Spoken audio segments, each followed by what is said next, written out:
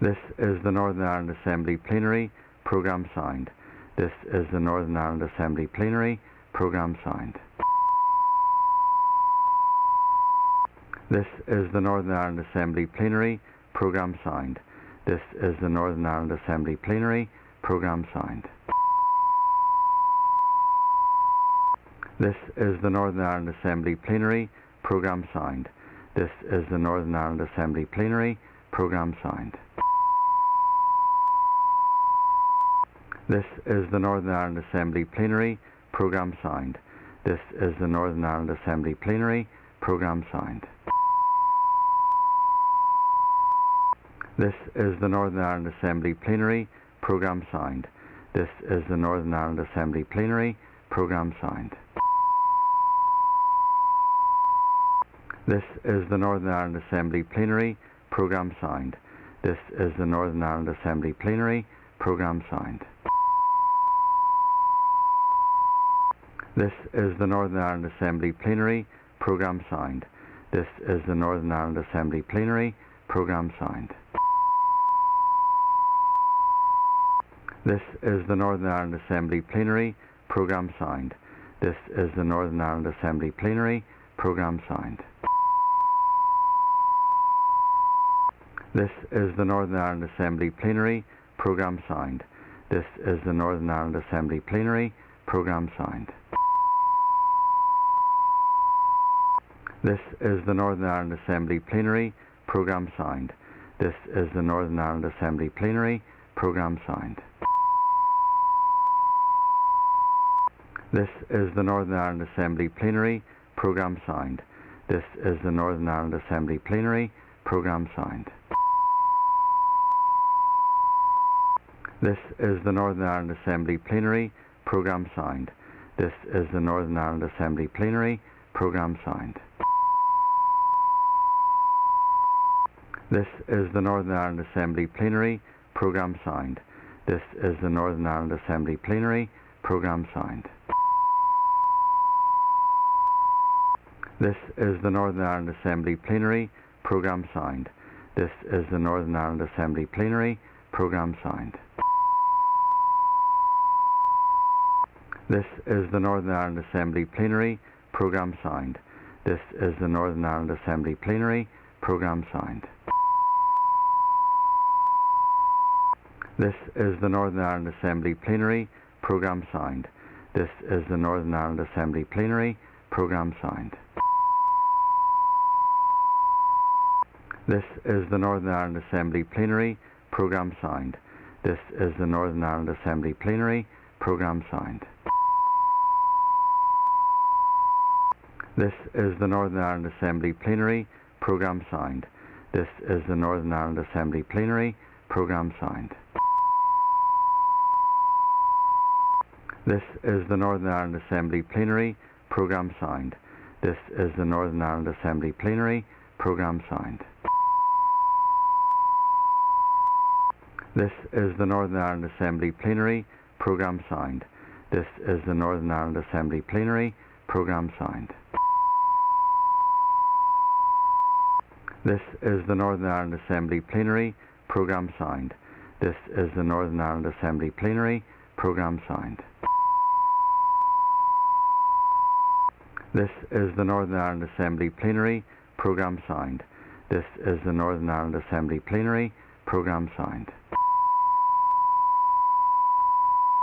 This is the Northern Ireland Assembly Plenary Programme signed. This is the Northern Ireland Assembly Plenary Programme signed. This is the Northern Ireland Assembly Plenary Programme signed. This is the Northern Ireland Assembly Plenary Programme signed. This is the Northern Ireland Assembly Plenary Programme signed. This is the Northern Ireland Assembly Plenary Programme signed. This is the Northern Ireland Assembly Plenary Programme signed. This is the Northern Ireland Assembly Plenary Programme signed. This is the Northern Ireland Assembly Plenary Programme signed. This is the Northern Ireland Assembly Plenary Programme signed. This is the Northern Ireland Assembly Plenary Programme signed. This is the Northern Ireland Assembly Plenary Programme signed. This is the Northern Ireland Assembly Plenary Programme signed. This is the Northern Ireland Assembly Plenary Programme signed. This is the Northern Ireland Assembly Plenary Programme signed. This is the Northern Ireland Assembly Plenary Programme signed. This is the Northern Ireland Assembly Plenary Programme signed. This is the Northern Ireland Assembly Plenary Programme signed. This is the Northern Ireland Assembly Plenary Programme signed. This is the Northern Ireland Assembly Plenary Programme signed. This is the Northern Ireland Assembly Plenary Programme signed. This is the Northern Ireland Assembly Plenary Programme signed. This is the Northern Ireland Assembly Plenary Programme signed. This is the Northern Ireland Assembly Plenary Programme signed. This is the Northern Ireland Assembly Plenary Programme signed. This is the Northern Ireland Assembly Plenary Programme signed. This is the Northern Ireland Assembly Plenary Programme signed. This is the Northern Ireland Assembly Plenary Programme signed. This is the Northern Ireland Assembly Plenary Programme signed. This is the Northern Ireland Assembly Plenary Programme signed. This is the Northern Ireland Assembly Plenary Programme signed. This is the Northern Ireland Assembly Plenary Programme signed. This is the Northern Ireland Assembly Plenary Programme signed. This is the Northern Ireland Assembly Plenary Programme signed. This is the Northern Ireland Assembly Plenary Programme signed. This is the Northern Ireland Assembly Plenary Programme signed. This is the Northern Ireland Assembly Plenary Programme signed. This is the Northern Ireland Assembly Plenary Programme signed. This is the Northern Ireland Assembly Plenary Programme signed. This is the Northern Ireland Assembly Plenary Programme signed. This is the Northern Ireland Assembly Plenary Programme signed. This is the Northern Ireland Assembly Plenary Programme signed. This is the Northern Ireland Assembly Plenary Programme signed. This is the Northern Ireland Assembly Plenary Programme signed. This is the Northern Ireland Assembly Plenary Programme signed. This is the Northern Ireland Assembly Plenary Programme signed. This is the Northern Ireland Assembly Plenary Programme signed. This is the Northern Ireland Assembly Plenary Programme signed. This is the Northern Ireland Assembly Plenary Programme signed. This is the Northern Ireland Assembly Plenary Programme signed.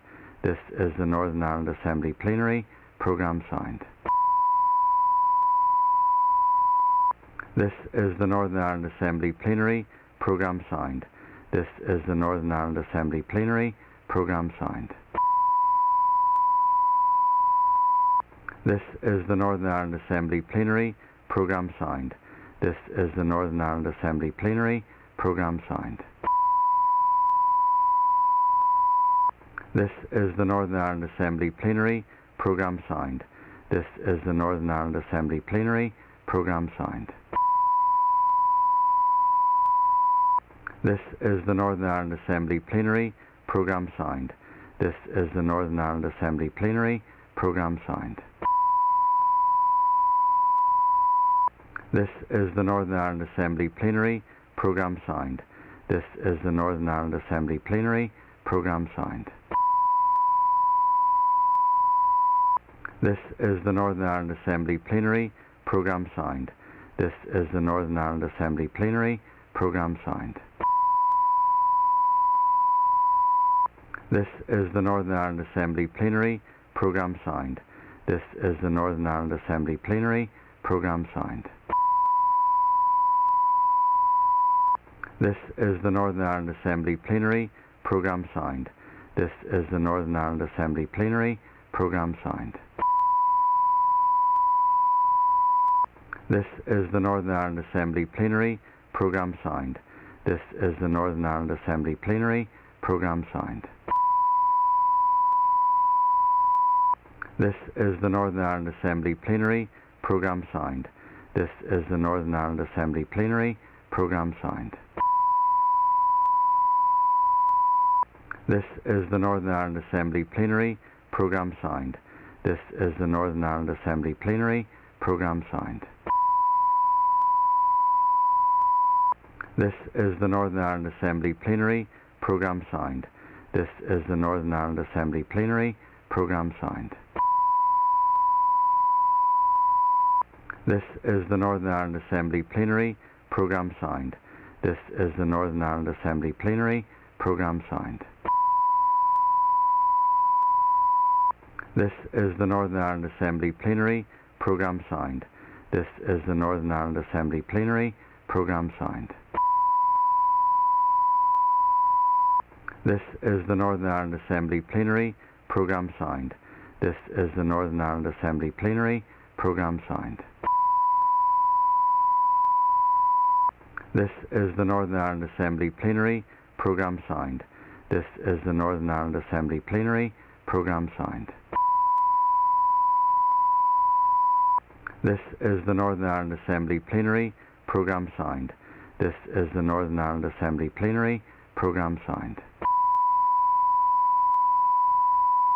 This is the Northern Ireland Assembly Plenary Programme signed. This is the Northern Ireland Assembly Plenary Programme signed. This is the Northern Ireland Assembly Plenary Programme signed. This is the Northern Ireland Assembly Plenary Programme signed.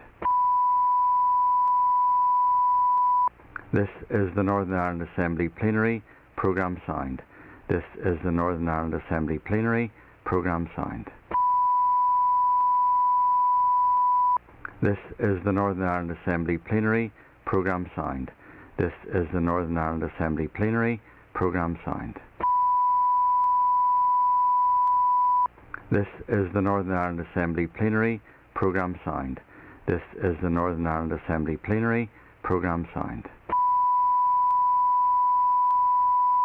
This is the Northern Ireland Assembly Plenary Programme signed. This is the Northern Ireland Assembly Plenary Programme signed. This is the Northern Ireland Assembly Plenary Programme signed. This is the Northern Ireland Assembly Plenary Programme signed. This is the Northern Ireland Assembly Plenary Programme signed. This is the Northern Ireland Assembly Plenary Programme signed. This is the Northern Ireland Assembly Plenary Programme signed. This is the Northern Ireland Assembly Plenary Programme signed. This is the Northern Ireland Assembly Plenary Programme signed. This is the Northern Ireland Assembly Plenary Programme signed. This is the Northern Ireland Assembly Plenary Programme signed. This is the Northern Ireland Assembly Plenary Programme signed. This is the Northern Ireland Assembly Plenary Programme signed. This is the Northern Ireland Assembly Plenary Programme signed. This is the Northern Ireland Assembly Plenary Programme signed. This is the Northern Ireland Assembly Plenary Programme signed. This is the Northern Ireland Assembly Plenary Programme signed. This is the Northern Ireland Assembly Plenary Programme signed. This is the Northern Ireland Assembly Plenary Programme signed. This is the Northern Ireland Assembly Plenary Programme signed.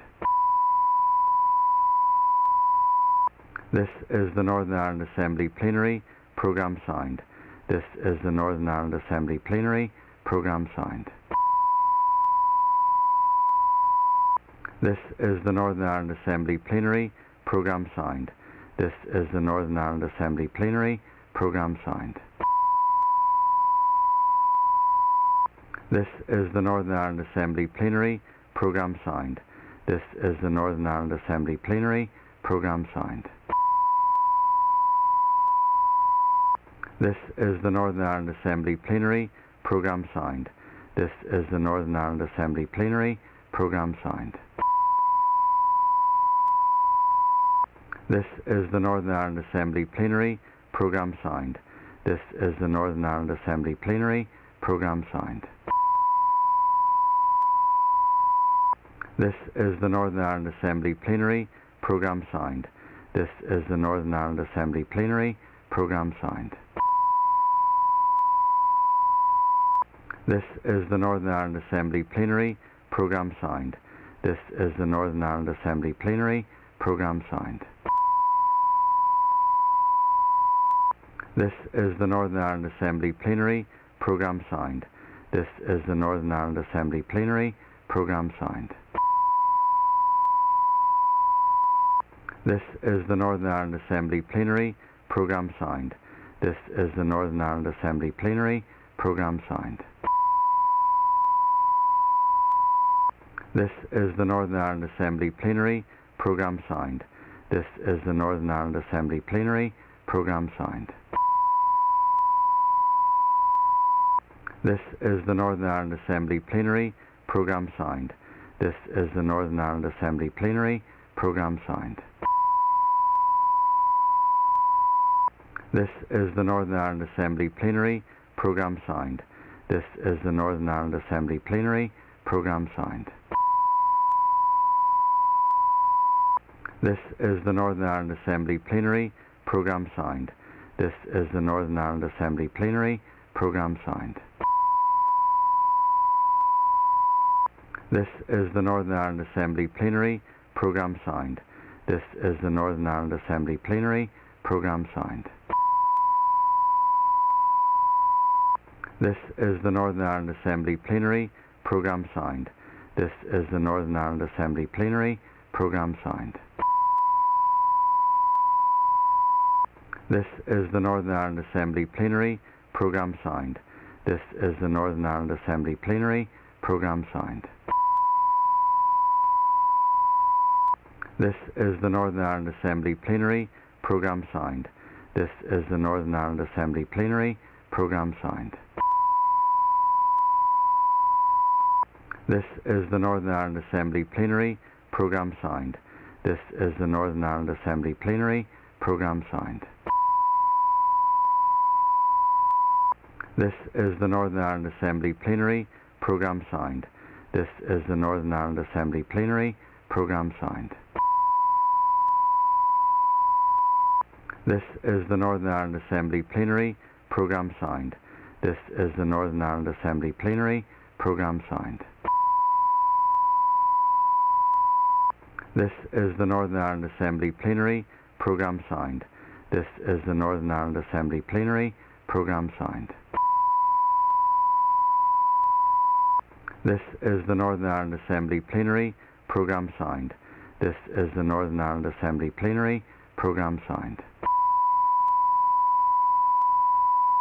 This is the Northern Ireland Assembly Plenary Programme signed. This is the Northern Ireland Assembly Plenary Programme signed.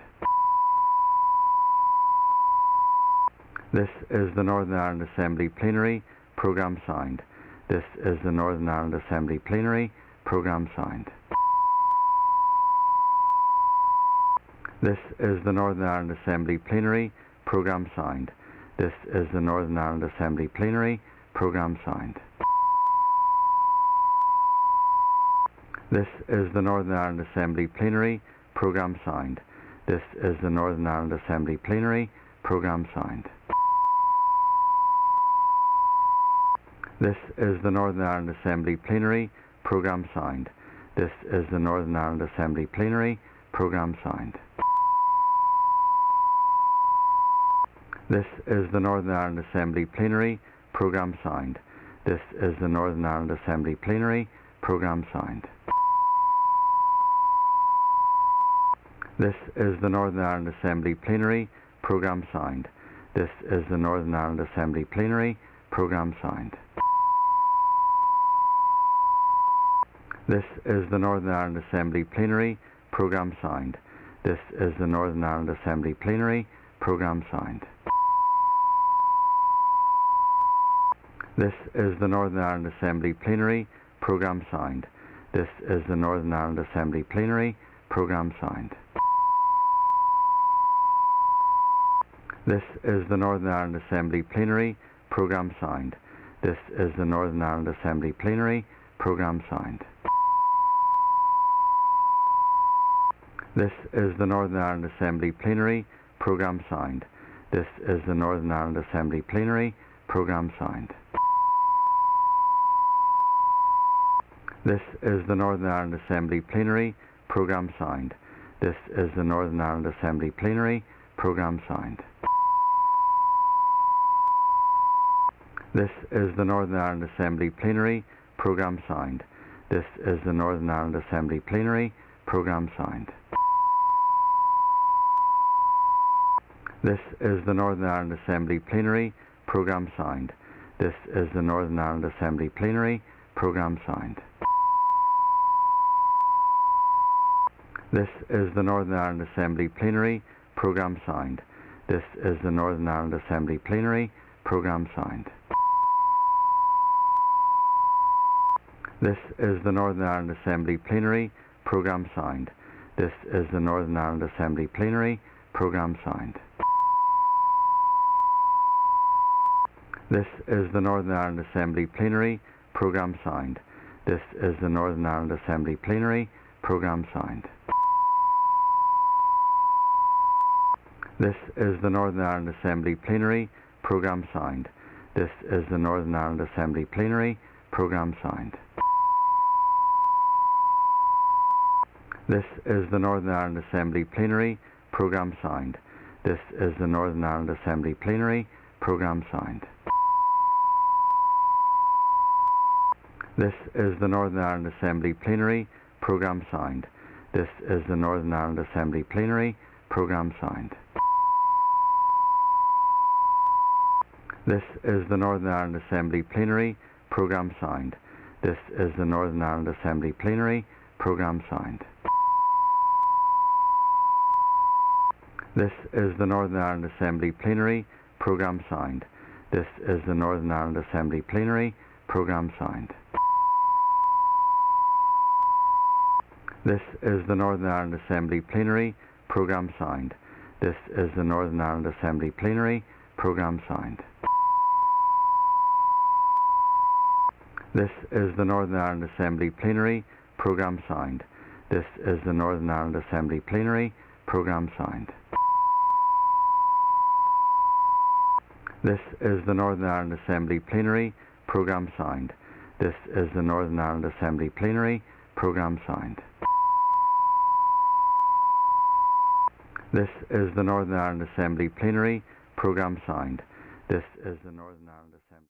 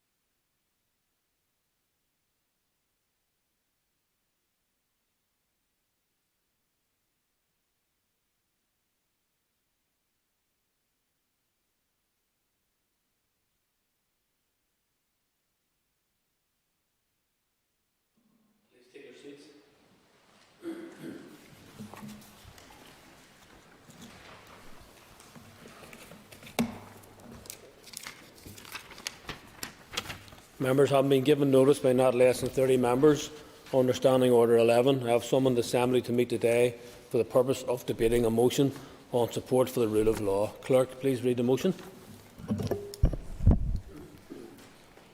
That this Assembly notes with concern the violence on our streets over recent days and condemns without equivocation those involved, sends best wishes to those police officers attacked or injured whilst protecting the community, and extends its sympathy to those members of the public who have suffered distress, loss or damage as a result, reaffirms its full commitment to support for policing and for the rule of law, recognises that leadership comes with responsibility, recommits to upholding a culture of lawfulness in both actions and in words, and calls for an immediate and complete end to this violence.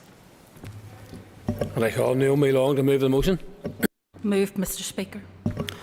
Thank you. And the Business Committee has agreed to allow up to 1.5 hours for this debate. You will have 10 minutes to propose the motion and 10 minutes to wind. All other speakers will have 5 minutes. And I now call on Naomi Long to open the debate on the motion. Thank you, Mr. Speaker. And it is with a heavy heart that I rise to propose the motion for debate today. I thought long and hard before deciding to submit a recall petition. However, in the face of successive nights of violence and unrest on our streets, I felt it would be a dereliction of our duty as an Assembly not to return and address this issue in a democratic forum and seek to calm tensions, and jointly called for this to end. Over 55 police officers have been injured in over 36 incidents of disorder, deliberately designed to draw the police into areas to be attacked as they try to protect the community. The scenes we have witnessed of people forced from their cars, bus drivers and passengers ordered off public transport, and vehicles set alight are nothing short of disgraceful. Anyone who in any way tries to justify, excuse or deflect from those abhorrent scenes should also be thoroughly ashamed. I want to place on the record my support for those officers, for their families and for the police service in general, for all the work they are doing day by day, night by night to keep people safe. I wish those injured a swift and complete recovery from what could be life-changing injuries. My thoughts too are with ordinary members of the public going about their day only to have their lives disrupted and property destroyed by mindless thugs. It is a mercy that no one has lost their life as a result of this appalling violence, and I would appeal again for everyone with influence in our community to use it to end this. The scenes over the last week have been as depressing as they are disgraceful. Whilst not all of those involved are young, it has been particularly disturbing to see another generation of young people, of children, some as young as 12 or 13, involved in violent confrontation with the police. However, my horror at that has been intensified as I watched adults old enough to be their parents, old enough to know better, standing by cheering and goading and encouraging young people on as they wreaked havoc in their own community. This is nothing short of child abuse. There are many theories as to why this violence has erupted, and whilst there may be an element of truth in each of them, there is and can be no excuse or justification for what has taken place. Our condemnation of such violence must be unequivocal. We have all been aware of the simmering tensions in parts of our community over the outworkings of Brexit for some months. Most of us, including those who oppose Brexit, have some sympathy for those people out there who feel betrayed.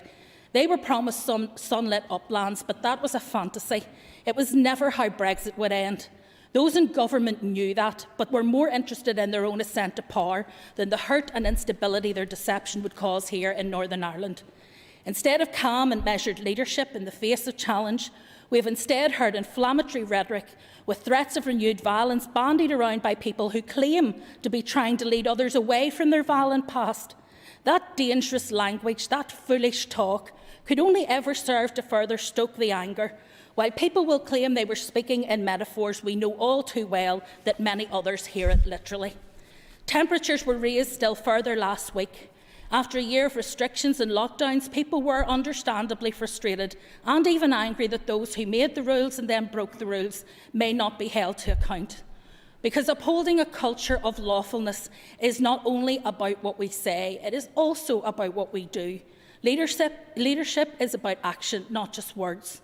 However, few of those teenagers burning buses and throwing masonry will have been influenced by the finer points of the Northern Ireland Protocol or COVID regulations. I hate the phrase recreational rioting because it trivialises something which causes untold harm. But many of them are bored, angry, reckless, willing to engage in high-risk behaviour for thrills and excitement. Few of them are considering the impact that a bad decision today will have on the rest of their lives. Some of them are convinced they have no real future worth worrying about. It is utterly tragic. Some of those young people are also vulnerable to coercive control from the same gangsters who pollute their community with drugs and are engaged in extortion, racketeering and thuggery. Those malignant influences have every reason to seek to undermine police engagement with the community, given the recent successes of the paramilitary and organised crime task force in disrupting their criminal activities and their incomes. The evidence of orchestration in some areas is confirmation of that.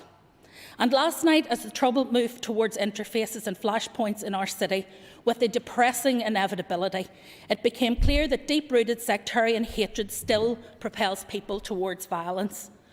All of those factors and more may have played a part in creating the toxic environment in which trouble has erupted. But while there are many factors that have contributed to the febrile atmosphere, there can be no excuses or justifications. And there is a common thread throughout: lack of leadership and a common target, the Police Service of Northern Ireland. Those who intentionally or unintentionally, through their actions or their words, have helped to position policing as a lightning conductor for anger and frustration in the community now need to step back and reflect. We need to dial down the rhetoric, walk back the ultimatums and allow the accountability and oversight structures for policing and justice to do their job. It is time to support the police, both on the ground and their leadership, as they do their jobs. I therefore welcome the unanimous statement issued by the Northern Ireland Policing Board yesterday and trust that alongside this support for the motion today, it marks a start to rebuilding trust, relationships and respect. Because there are political solutions to all of the issues I have raised. We're not powerless, and if we work together, we can shape things for the better. We can work with business, government and the European Union to resolve the challenges around operation of the protocol and focus on achievable solutions, such as a full veterinary agreement to mitigate the worst impacts and de-escalate both the disruption and the tensions. We can ensure that in all we say and do, we acknowledge the challenge and sacrifice that lockdown has been for all of our people and provide leadership in terms of both respecting the regulations and guidance and also collectively working to deliver an inclusive recovery.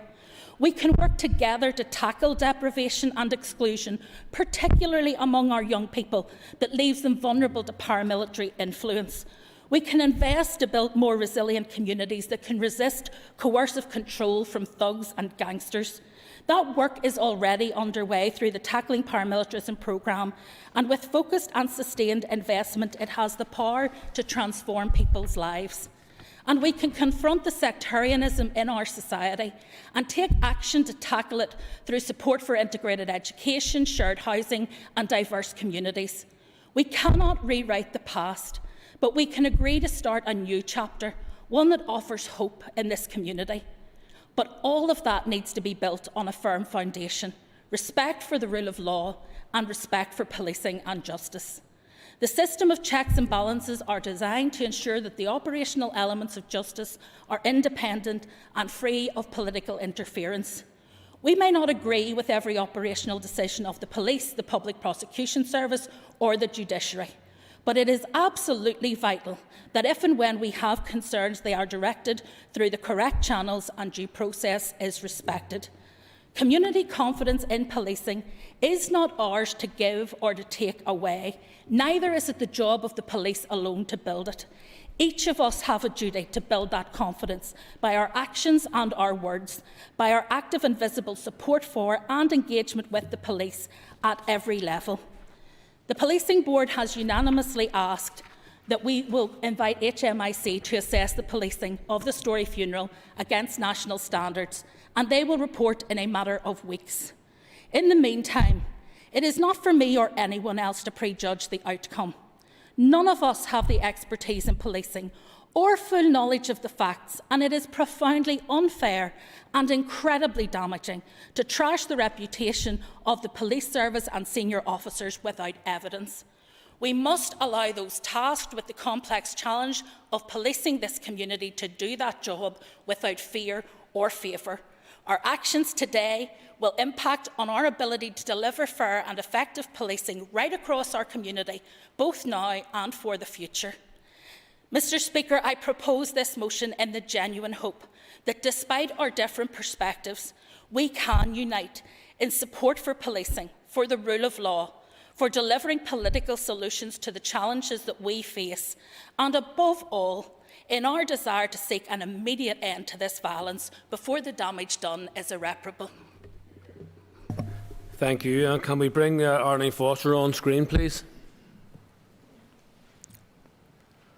And can I now invite Arlene Foster to contribute to this debate?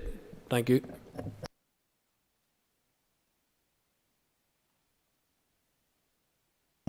We're on silent, Ms Foster.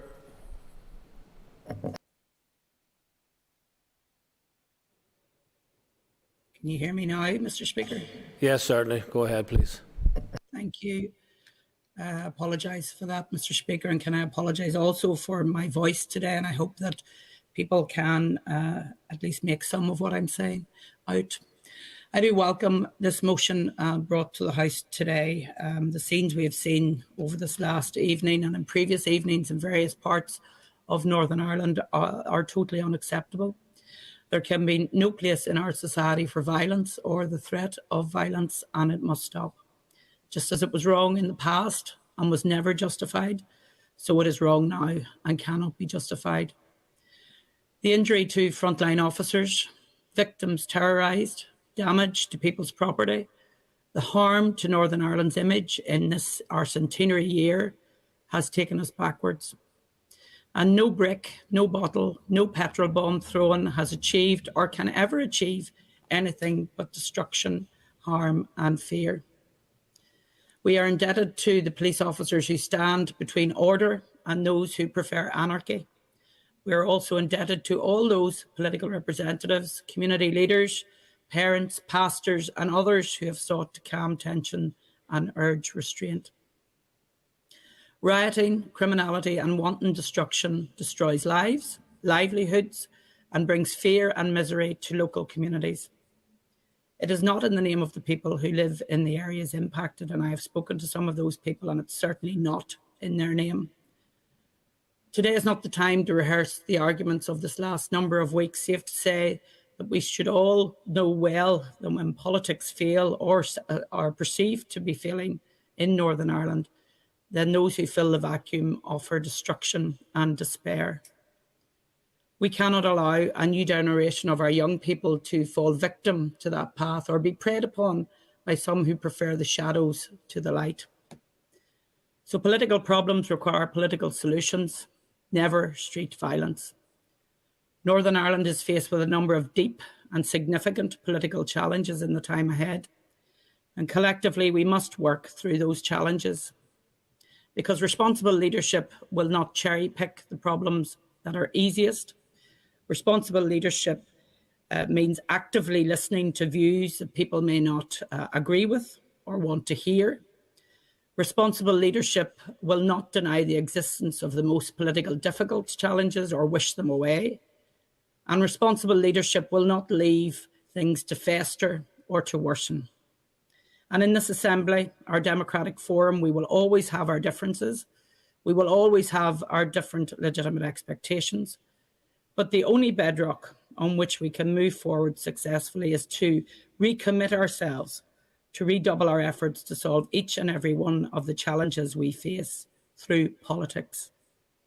A stable and prosperous Northern Ireland requires a solution to all of our challenges, built on the firm foundation that every citizen is equal under the law and equally subject to the law, regardless of background or status. Thank you, Mr. Speaker. Thank you, and I call Michelle O'Neill. And can I also welcome the opportunity to speak in today's debate, albeit saddened by the fact that we're actually even having to have this debate. I I think it's incumbent upon us all as Assembly members, as political leaders, to meet and to publicly express our deep concerns relating to the recent violence and the ongoing street disorder over Easter week right across many areas, Belfast, Derry, Tyrone and other parts of the north. What we saw last night at Lanark Way interface, I think, was a very dangerous escalation of events of recent days, and it's utterly deplorable. This morning I met with the Chief Constable, Simon Byrne, who also then briefed the special meeting of the Executive, where he gave an operational update on the police response. And as we speak here today, 55 police officers have been injured, and I want to start my remarks by sending solidarity to those officers, to their families at this very difficult time. And also I think that, at a time when they are out on the front face of this, tackling very difficult situations on the ground, trying to protect people and our communities from harm, protecting property. Can I also start by again reaffirming support for the rule of law and to those who are charged with upholding it on our streets. I am glad to say to this Assembly that the Executive just met this morning, and we also had the Chief Constable there, as I've said. And as a result of that engagement, we have now issued a joint executive statement. I think it's really, really important at this time. Our words are very powerful, and I think it's really, really important at this time that the Executive has sent out that united front. There is an onus on every single MLA and other public representatives to assume our responsibilities, to address the tensions as we see them, to restore calm, and to work with those credible local community leaders and the police to provide leadership that's required to confront these problems. As political leaders, we must stand united in appealing to all concerned to refrain from further threats or use of violence, and recognise that it's only through democratic politics that we can solve our problems and concerns, and call on those organising young people to engage in violence to stop, and to those young people themselves to call on them to exercise restraint. Nobody could fail to be alarmed by the fact that these are young people, children as young as 13, barely a teenager, that are involved in rioting, both at Sandy Row and then last night, again, similar scenes at Lanark Way. It's not right, it's dangerous, it's unacceptable, and it is a miracle that as we stand here today that no one has been killed. I want to commend all those that are on the ground, working really hard within their communities, trying to provide diversionary activities for children and young people, because we know that that can help to prevent further antisocial behaviour for those whom face the highest risk of influence. And we all know where that influence is coming from. It's coming from illegal, loyalist paramilitaries and criminal elements that are orchestrating this violence, while they stand back and send youngsters out to do their bidding. These people are no role models for our youth. They're outdated, they're antiquated, and they're caught in a time warp, which has no bearing on where the vast majority of people across the society now are, or indeed where they want to be. They're holding back their own people, and they're holding back their own community. It's only through dialogue, through democratic institutions, where political solutions to problems can be found. This Saturday marks the 23rd anniversary of the signing of the 1998 Good Friday Agreement. It created these democratic institutions based on power sharing and guaranteed equality and parity of esteem between both traditions, and the right for citizens to be Irish, to be British, or to be both. It also created an alternative to conflict. It gave today's generation the precious gift of peace and of hope. It is vital that the benefits of the peace process are safeguarded and built upon for future generations, and that all of our people feel the benefit.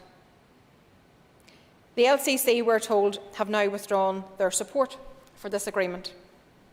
What's their logic? And more importantly, what's their alternative? Unionist leaders have withdrawn their support for the Chief Constable, demanding that he resign. So whenever we see this manifest with young people from working-class, loyalist areas attacking the police, it seems to me, and all who are watching on, that these things can't be entirely divorced.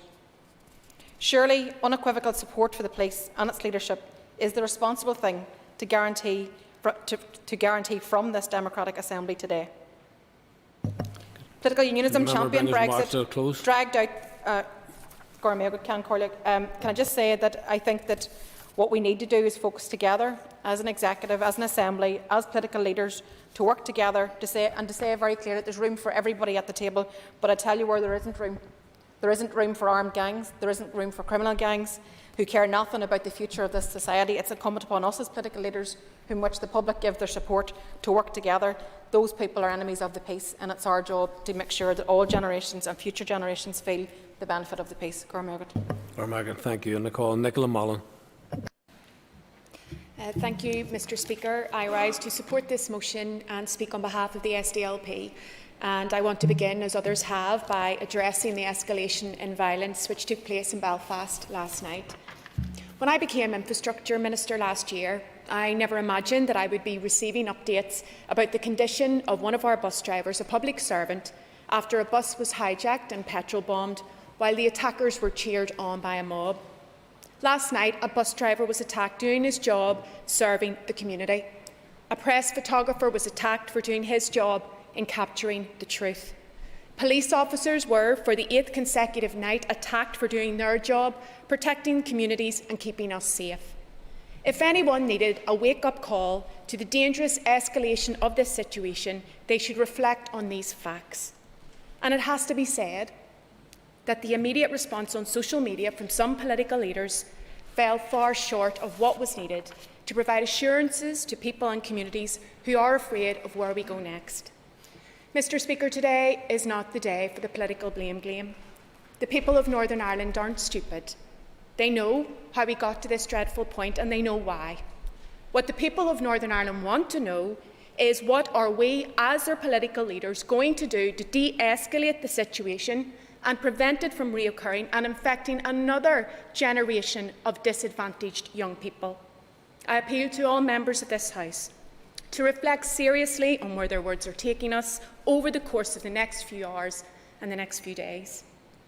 The truth is that the violence and disorder, the sustained attacks on police officers, is a damning indictment of the quality of political leadership that has been provided to our communities. The fact that children are engaged in violence on our streets is a damning indictment of the quality of political leadership that has been provided to our communities. These are young people who should be looking with excitement to their future and their careers. They should have the world at their feet. Instead, they're looking at criminal convictions that will follow them throughout their lives and limit their ambitions and opportunities. Is that the kind of society that we want to be responsible for? After years of lost opportunities and lost lives, are we content to sacrifice another generation to our own divisions? I welcome the voices here today who have condemned the violence of recent days.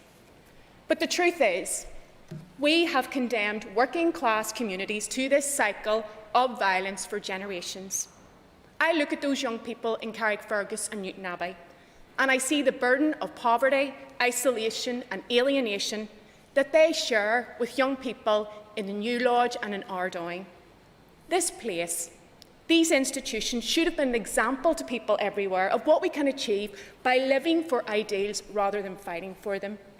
Instead of building partnerships, we have allowed division to occupy the heart of our institutions. It has affected and infected our politics and our communities. And most unforgivably, it has placed a limit on the scale of our young people's ambition. I will. To my colleague for giving way, would she agree with me that one of the most damaging and upsetting things about what's happening is that we're allowing young people to be infected with the narrative of win versus loss, of zero sum, of one community being pitted against another, and we need to overcome that. This cannot be a zero-sum society. It has to be shared. Member has an additional minute. I absolutely agree with the member, and we should all reflect on the sad reality of the commonality that many of our citizens have. As we stand here today, 120,000 children are living in poverty. 40,000 families are waiting for a home that meets their needs. Thousands are waiting for urgent medical care. The children wearing balaclavas on our streets this week were born into a society not of their own making, an unequal society where they start off at a disadvantage, and they are looking to us for help. So what we offer here today and in the weeks ahead needs to be more than judgment or criminal sanction. I regret that some in this House followed the raging crowd rather than providing direction over the last few months. As leaders, we have an obligation to exercise our influence to reduce tensions and bring this violence to an end. The message that we all need to send today is one of unequivocal condemnation of those who are orchestrating this violence and pushing children and young people into harm's way. Rather than continue to fail these young people, leaving them ripe for manipulation and exploitation, we need to be unequivocal in our commitment to tackle the poverty, the alienation and hopelessness faced by so many of our young people and so many of our citizens in working class communities. When Lyra McCree was brutally murdered, we all stood together and said, never again. We must all unite to act on that pledge. John Hume once said, if the underlying problem hasn't changed, the underlying solution hasn't changed. We have a duty and an obligation to work together to address the problems that plague our communities. And I assure the people of Northern Ireland that the SDLP remains committed to playing our part. Thank you, Mr. Speaker. Thank you, and I now call Steve Aiken. Thank you very much indeed, Mr. Speaker, and may I indeed thank the Justice Minister for bringing this motion before the Assembly today. Members of this Assembly, violence on the street or anywhere is completely unacceptable. Organised criminal gangs bringing out children, young people and others to commit acts of wanton destruction helps no one and no cause. The imagery this portrays of 21st century Northern Ireland into our 2nd century is not something that anybody should want to see. This violence must stop before anyone is killed. COVID hasn't gone away. Creating chaos and disruption not only damages Northern Ireland, it is also creating opportunities for the transmission of the disease. And it's not only in the violence breaking the law, it is also breaching the health regulations. That indeed is the very reason that we have complained so vehemently about all those who have undermined the health regulations so far. And it's in that breaching of those regulations that puts all of our people at risk, as much as the violence is putting people at risk. I say as well that burning of cars and roundabouts in Clough-Fern, very close to my constituency, just in sight of where we are setting up a Nightingale recovery facility at the White Abbey Hospital, is beyond reverse. I also want to re-emphasise our full support for the PSNI. Attacks on any of our police who are on the front line of defending us against terrorism and help deliver our public safety during this pandemic is beholden of all politicians to support the police, as they continue to do the most difficult of tasks, and they deserve our unreserved thanks. On behalf of our party, can I re-emphasise as well our abhorrence of attacks on the police and wish all of those 55 injured a swift recovery. And we also trust that those who have injured and attacked the police and committed criminal acts are brought swiftly to justice. And we will be continuing to pass on our support in our discussions with the Chief Constable we will be having with them this afternoon. I would also like to comment on remarks I made last week about Her Majesty's Inspectorate of Constabulary. I wish to make clear that we fully support the HMIC in its work, and that its professionalism and its ability to investigate impartially is without any doubt. And we look forward to the publication of its findings on the policing of the Bobby Storey funeral as soon as they are available. Mr. Speaker, the violence and destruction across Northern Ireland is unacceptable and unjustifiable. If it does not halt now, the risk of someone being seriously injured or killed is there. Any anger it must be directed through political, diplomatic and legal channels. To use violence is to lose the argument and to inflict great damage not only on your cause, but also to your community, where those are the ones who are left to pick up the pieces. I welcome, as indeed does our party, the joint statement from the Northern Ireland Executive today, and that is indeed as a start. And I must say to the First Minister and the Deputy First Ministers, the other members of the Executive, I think that is an important move to where we need to get to as well.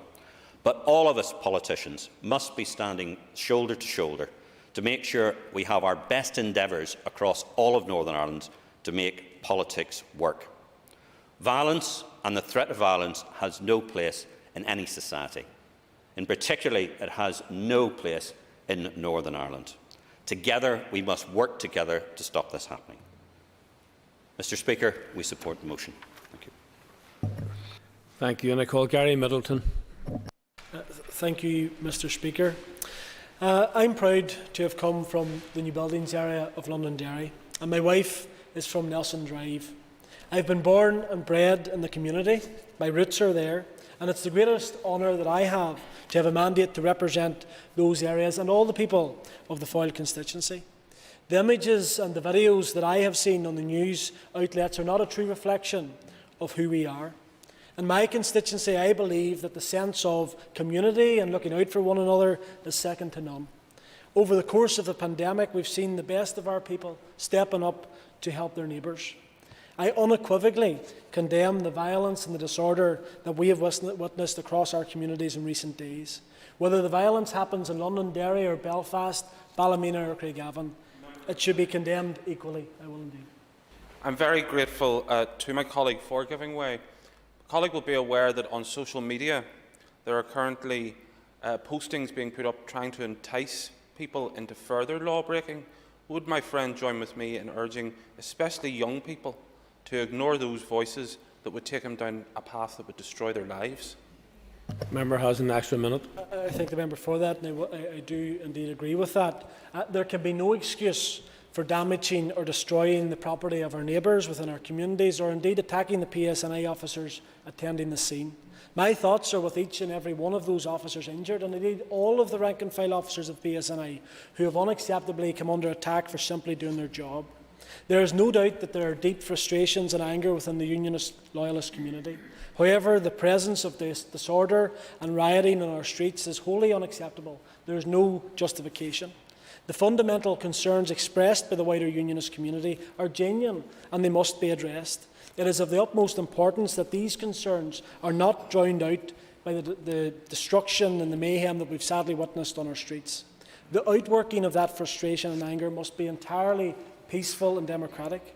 The overwhelming majority of my constituents, and no doubt constituents across Northern Ireland, are law-abiding and they just want their concerns heard. We must never, ever stoop to the levels of those who would use terror and violence for political means. Frustrations have been building for months. Speech after speech in this chamber, I and others warned of the complete disregard being shown to the Unionist community by those who championed the border in the Irish Sea and called for the rigorous implementation of the protocol. The complete disregard for the COVID-19 regulations by the Deputy First Minister has caused immense anger and raised serious concerns about the criminal justice system. In the same week that the Deputy First Minister and her colleagues received word that they would face no prosecutions for breaching the COVID restrictions, at least 12 loyalists that I am aware of in Londonderry have been summoned to court for illegal assembly. The incident that I refer to didn't happen last week or last year or the year before that. It happened 4 years ago.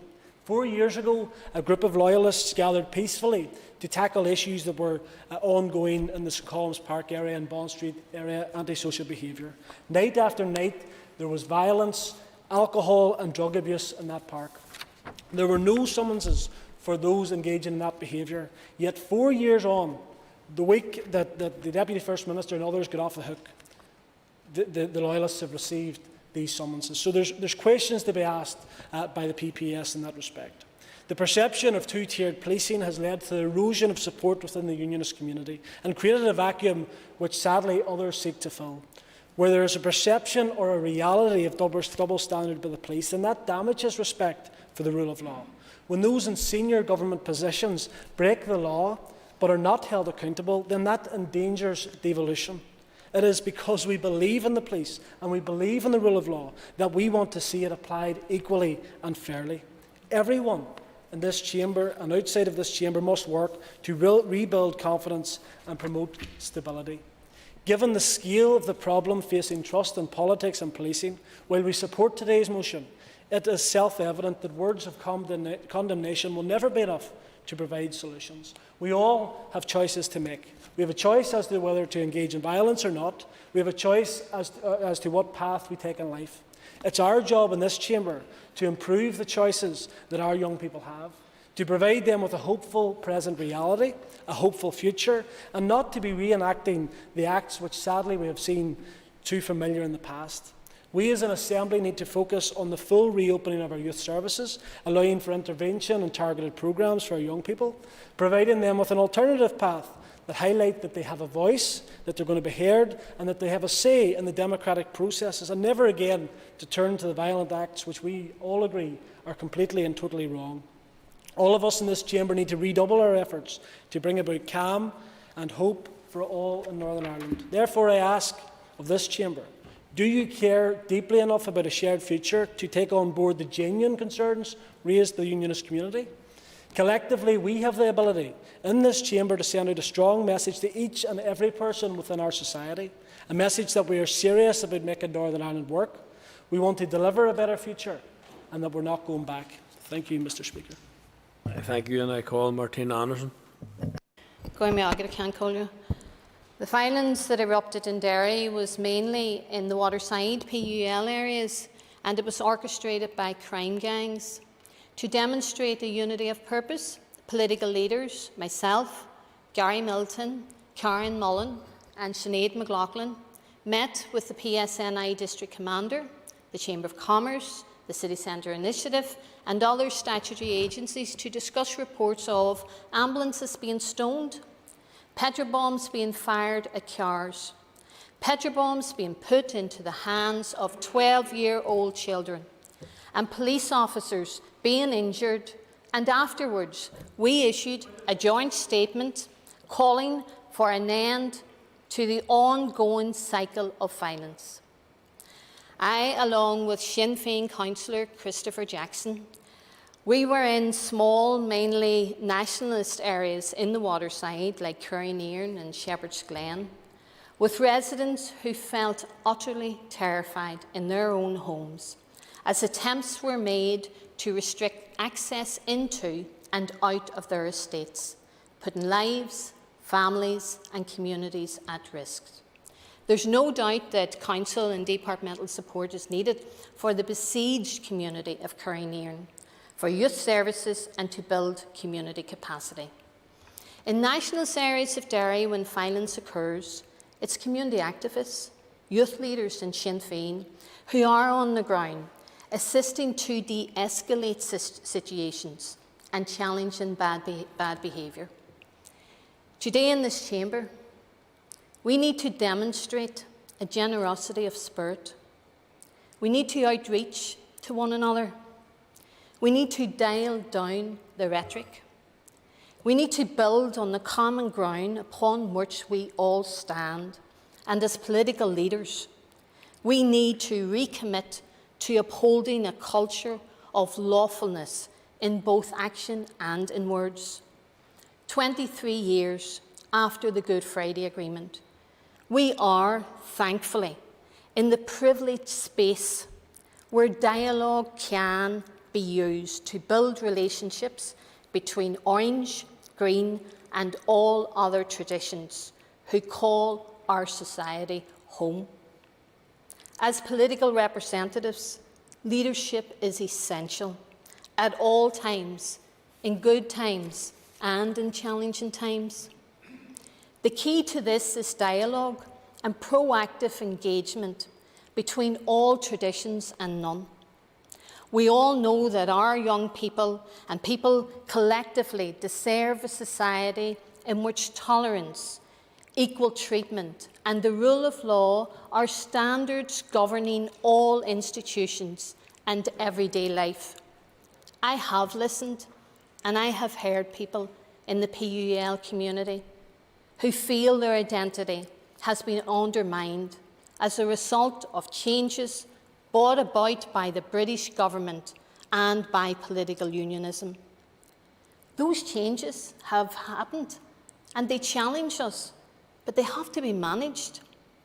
So my appeal today in this chamber, on behalf of the many people in Derry that I have the privilege of representing, is for us to work together and to use dialogue to meet those challenges together and to shape a future that addresses the needs of all of our people together.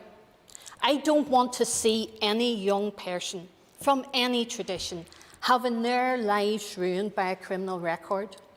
Young people, enraged by dangerous, provocative rhetoric, are easy prey for crime gangs involved in drug dealing, extortion and intimidation, as well as attacks on journalists, bus drivers, photographers and representatives.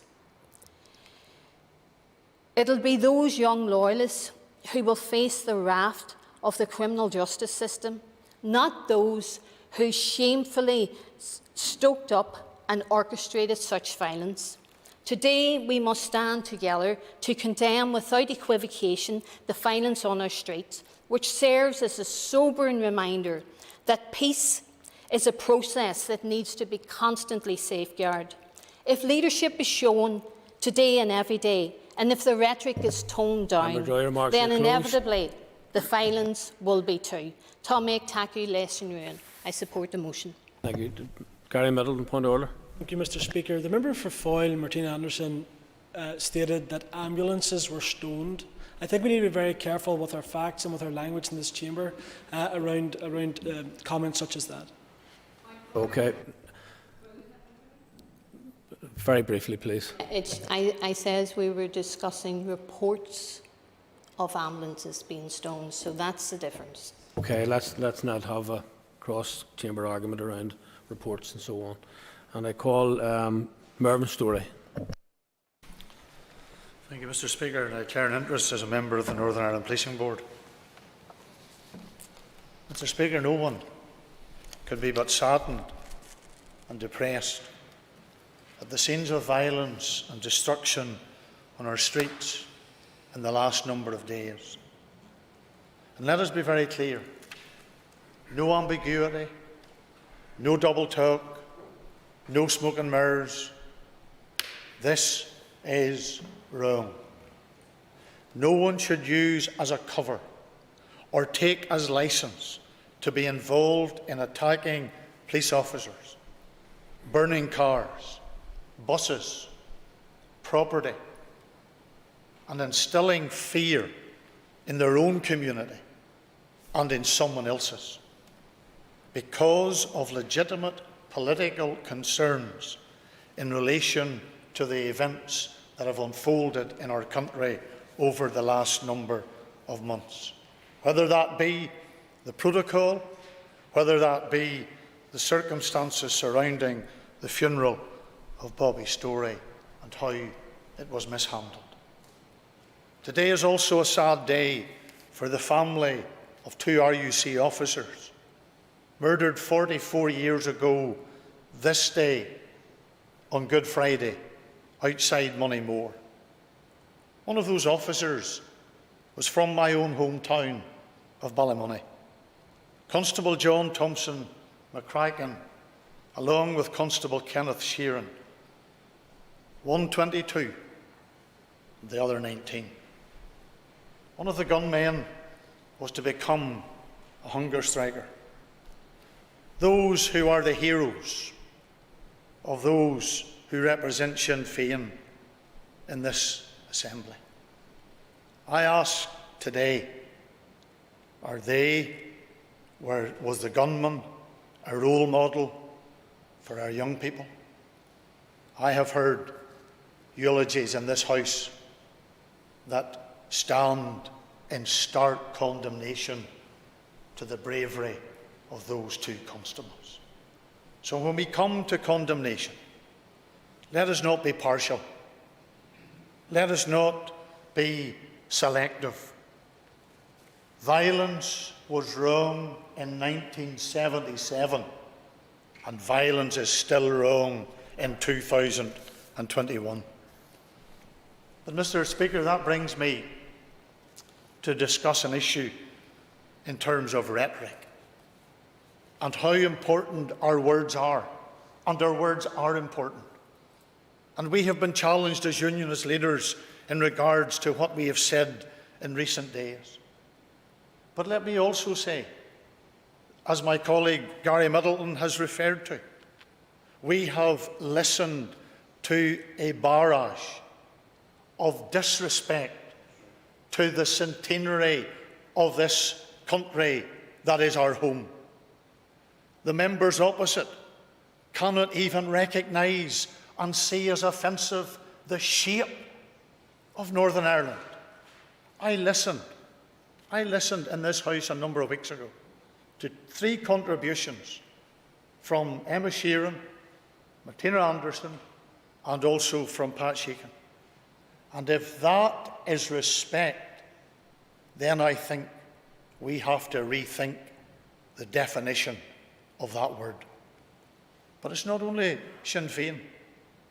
Let's remember that members of the SDLP have told us when concerns were raised in regards to their protocol, suck it up, it's not changing. Let's be clear that there has been on social media comments made by the leader of the SDLP and by an Alliance MLA who have engaged in name-calling a particular colleague of mine, an MP, and I wouldn't repeat in this chamber what he was called. So if we want to dial down the rhetoric... Yes?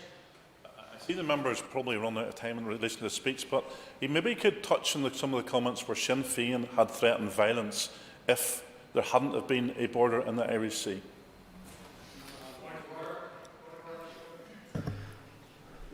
John O'Dowd, point of order. I would ask that that comment is withdrawn, as there is no evidence whatsoever that Sinn Féin has threatened violence at any time. I just want to, before we continue on with the debate, and I didn't want to intervene in any shape or form today, and I think the debate has gone quite well, notwithstanding the subject of the debate. But I do remind members that there's an awful lot of people out there watching and listening to what's going on in here this morning.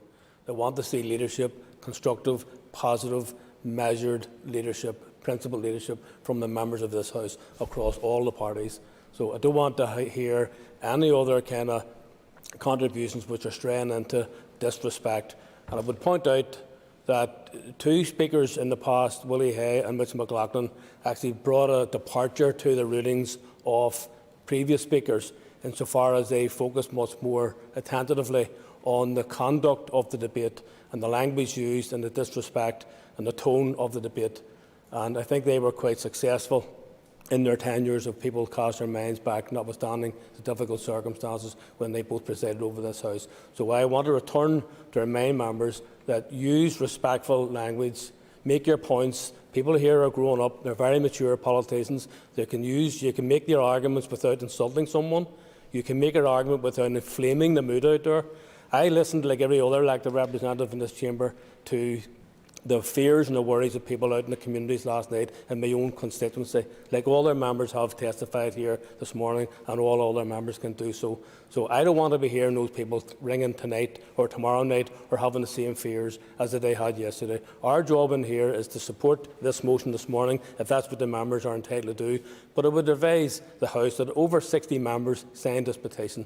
Virtually every element of the elected representatives in this House have signed the motion, which indicates they support it, which indicates that almost the entire Assembly supports the content of this motion. So I would appeal to members from this point in time to watch their language, measure their language, and be respectful of all sides. And bear in mind this, that you're demonstrating your leadership, or lack of it, as the case might be, to the general public, who I believe are looking in on this debate this morning, probably in big numbers. So please show what this House can do, can achieve when it works together, which is what the sentiments have been of the vast majority of the speakers who have contributed here this morning. So I want to end on that remark, but I want to appeal to members to measure their language, be respectful, and make sure that you give a positive demonstration of leadership to the wider community who are looking in here, hopefully looking for hope and inspiration that we're moving forward into a better place than moving back 20 years as we have done this past week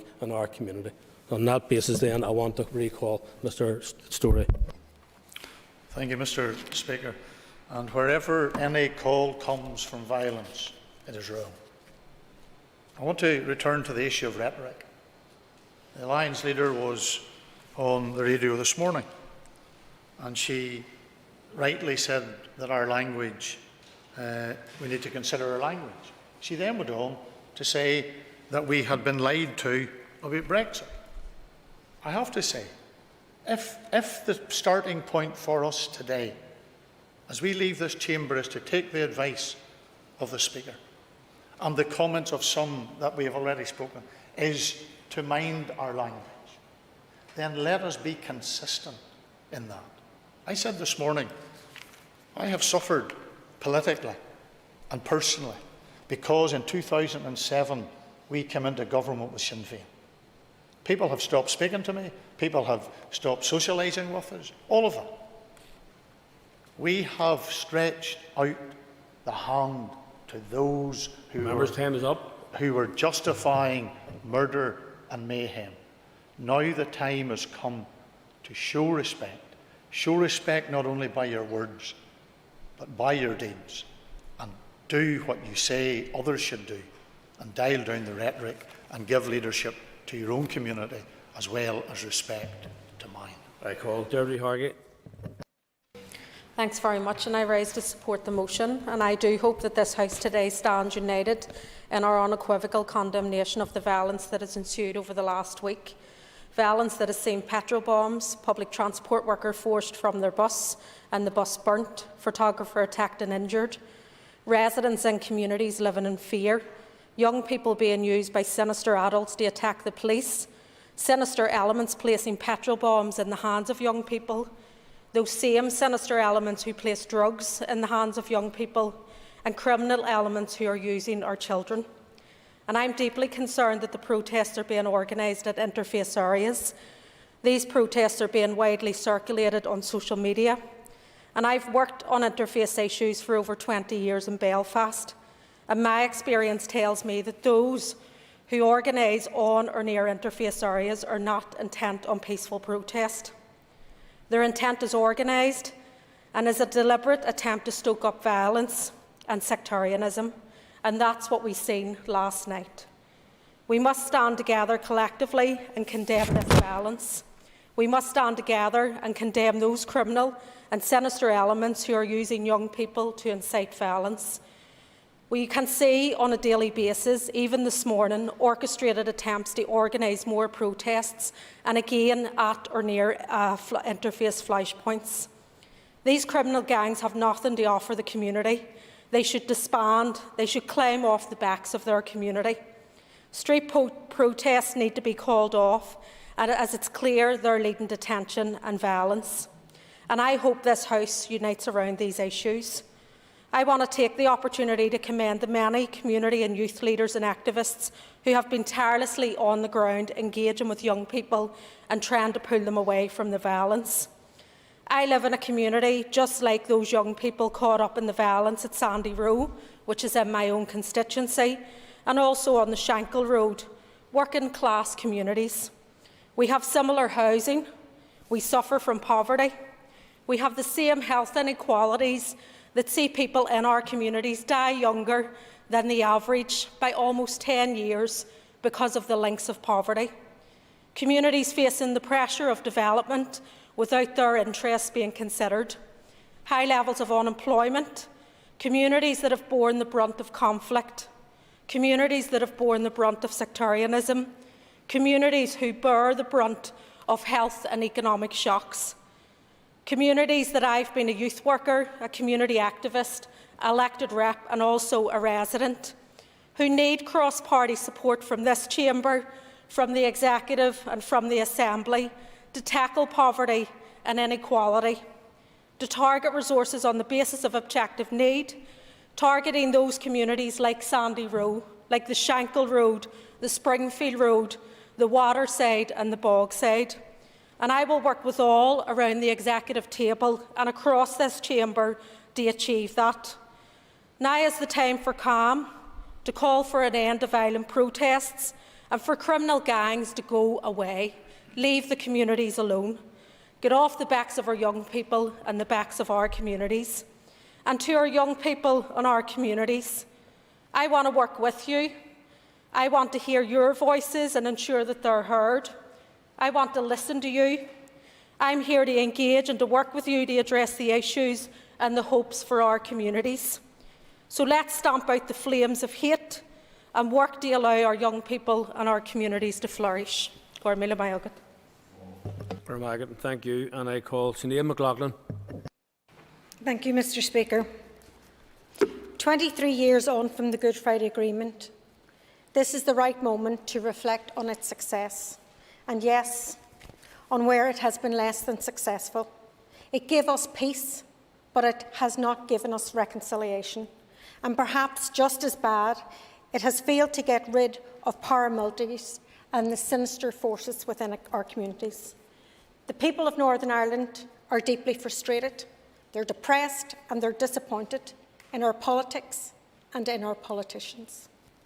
Every single MLA in this House has been told at one time or another that they feel their constituents have been let down. Our politicians are not living up to the vision, the spirit and the hope contained within the Good Friday Agreement.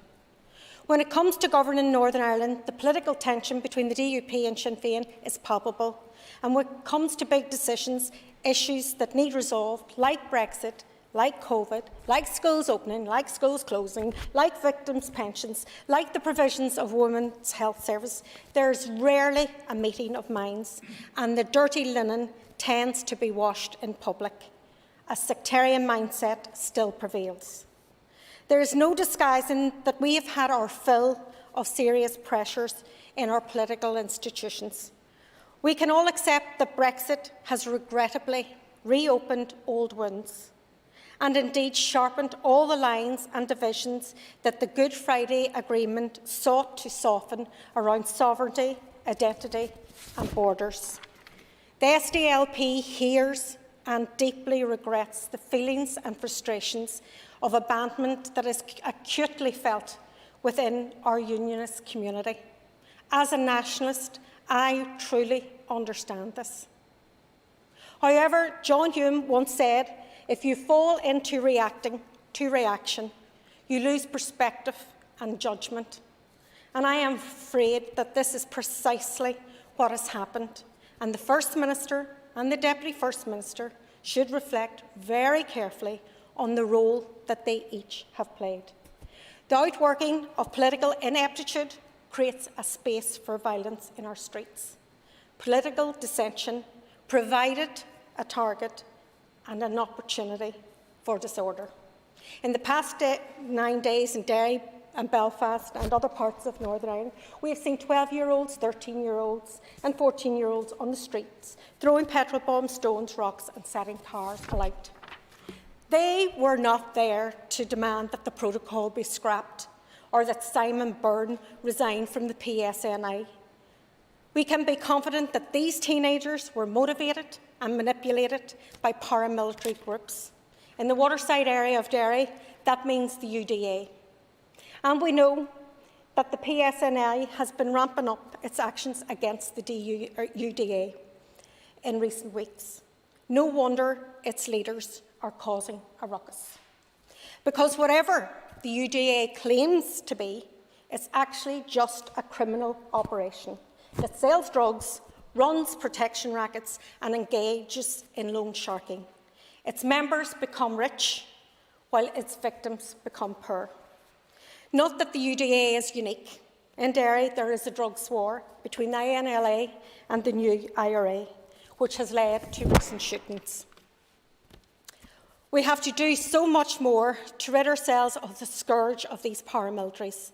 The last thing we need to do is give these sinister forces any type of political cover or any type of credibility. The First Minister surely must understand that this would just be a reckless action. These are groups that do not want to move on because their members do very well, thank you, from holding us back. We must give our young people hope in the future, whereas the paramilitaries offer them a few minutes of buzz, followed by years of deprivation and, for some, a criminal record or prison. Leadership is what can take us out of this mess. We need to put an end to the zero-sum politics that prevails among us. We need to give our young people hope for a better future. We need to create a more equal and just society. We need to move beyond segregated communities. We need to create good jobs, and we need to ensure that people in our poorest communities benefit from those opportunities. Unemployment and deprivation are the recruitment agents for paramilitaries. Members, time's up. So let's take the oxygen away from them and invest in a good education system where we support our young people into a better life. Thank you, Mr. Speaker. Thank you. And I call Mike Nesbitt. Thank you, Mr. Speaker. I speak as a member of this Assembly and of the Policing Board. I was on a Zoom last night with some very concerned citizens, one of whom made the point that as politicians we are not consistent in what we say and in how we say it. Rather, we shape our words to our audience and to the forum in which we speak. And isn't there truth in that? And another asked this: when we're in dialogue here, is it civil, constructive, humble and charitable? And he wasn't joking. And it reminds me of the Thursdays at Ulster Television when I chaired political debates. And politicians had no difficulty tearing verbal lumps out of each other on live television. But come the green room afterwards, how different was it? Over a tea, a wine, a beer, did your mum get her hip operation yet? Did your son get his grades for university? There were relationships. Where have those relationships gone? And if there is an opportunity in this crisis, Mr. Speaker, is it not to renew our pledge of support for this agreement, which will be 23 this weekend? To build new relationships based on mutual respect and trust building. I heard my friend Doug Beattie on the radio this morning with my friend Matthew O'Toole, and was very struck when Doug said he wanted to stand shoulder to shoulder with Matthew, not just to condemn the violence, but to build a better society. I'd like to stand shoulder to shoulder with every member, every single member of this Assembly, to do just that. But I'm held back by one party who are making it very difficult, and it's the Republican Party opposite, because they will not apologise for something they should not have done. And that does not excuse the violence, because nothing excuses that violence. So we come, Mr. Speaker, to what I've described previously as events which can be explained but cannot be excused. And I think we should look for explanations for why this violence is occurring. And I've heard many reasons: the funeral, the protocol, two-tier policing, the statement by the public prosecutor, a reaction to the success of the police and the National Crime Agency against some of these organised criminal gangs. And by the way, can we stop calling them paramilitary groups, please? That may describe how they're organised, but it doesn't reflect their intent. Their intent is to terrorise people, to exercise coercive control on communities, up to and including child abuse, to intimidate and to extort. So let's think about better language to describe these groups. But there is another reason that I've heard to explain the violence, which cannot be excused. And that is a sense of alienation in the communities where the violence is taking place. And so I have to ask the parties who brought us programmes such as the Social Investment Fund and TBUC, Together Building a United Community, can you, in a civil, constructive, humble and charitable way, say there has been a failure? And then can we come together as an Assembly and as a coalition government and fix it? Because if you look at the league tables of areas of deprivation and you go back 10 and 20 years, the top 10 are still the top 10. So whatever we have done has failed to solve the problem. Given way, and I think he's made a very powerful point. And I think when I was Minister in Social Development, I remember asking for a breakdown of all the money spent in certain areas. And it was stark. Money was spent in the very areas that we are seeing today that are engulfed in violence and trouble. And I do wonder, is it because there has been a tendency to feed some other than others and give priority to some other people in those communities? And maybe that's part of the problem as well. Member has an extra minute. Thank you, Mr. Speaker, and I thank Mr. Story for his intervention. All I would say to him is, if he studies my remarks over the years about the Social Investment Fund, he will understand that I was no fan of that programme. But let us look forward, because there's still opportunity here to address those issues. We are, after all, a coalition government of 5 parties. So that means to me we should be a government for all, not for sections, not for factions, but a government for all our people. And I can think of no better way to close, Mr. Speaker, than to quote from the agreement, which is 23 years old this Saturday. The Declaration of Support, paragraph 3. We are committed to partnership, equality and mutual respect as the basis of relationships. It's time, Mr. Speaker. It's well past time that we delivered. I call Joanne Bunting. Mr. Speaker, I declare my membership of the Policing Board. I deplore violence, all violence, regardless of the source. I'm appalled at what we've witnessed. I'm sorry for the public and the police who were injured, and I'm horrified that these children be criminalised. But it's so disappointing to me that civic society is quick to condemn, but doesn't seem to want to understand, never mind address, what's at the root of this. We're always analysing those who commit crime, what was in their background, what gave them the propensity. Broken families, drug abuse, legacy of the Troubles, violence in the home. But we should also want to understand why there's rioting and civil unrest now. We also need to look and consider, how did we get here? What brought them to this? And what needs to change? There is massive political and cultural alienation. I'm not condoning or justifying their behaviour, because it's never acceptable to burn a bus or throw a petrol bomb or attack a police officer. But part of this is that they have watched and learned that violence, or the threat of it, has often paid off, sometimes literally, with funding. Historically, they've watched parades rerouted or stopped because of violent protest and fear of disorder. And more recently, they've watched the law blatantly broken by those who wrote it, without consequence. The political elite in Sinn Féin, who adopt a do-as-we-say, not-as-we-do attitude, and bring thousands onto the streets and hundreds into a cemetery, when every other family got 25 or 30 or 10, and weren't allowed into the crematorium. Never mind what is viewed as being given control of it. Sinn Féin, happy to write and endorse draconian laws for restrictions, safe in the knowledge that they can flout them without recourse. Those laws may be for everybody else, but there's another set of rules for Sinn Féin, for they appear to be above the law.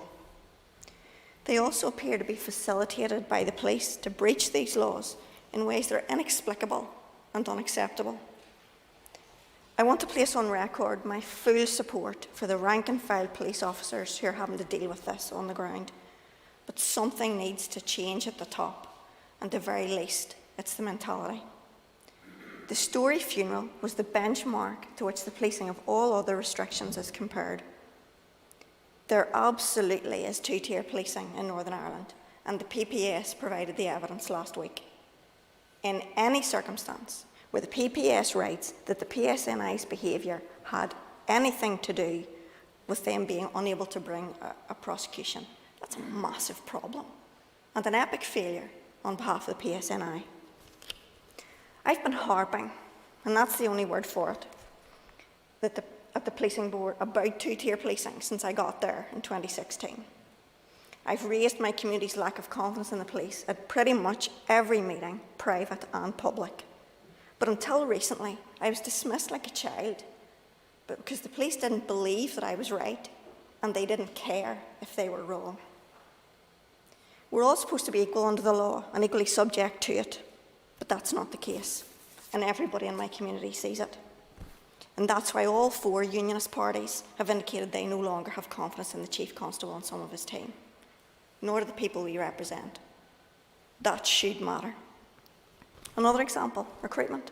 There are 5 underrepresented groups in the police, but there are only 4 who have support groups set up in the organisation. There are only 4 with whom the police and policing board proactively engage. And when the police advertise, only 4 are mentioned in the ad. 1 isn't. And the one exception is always working class Protestants. Our community's had enough, and so have we.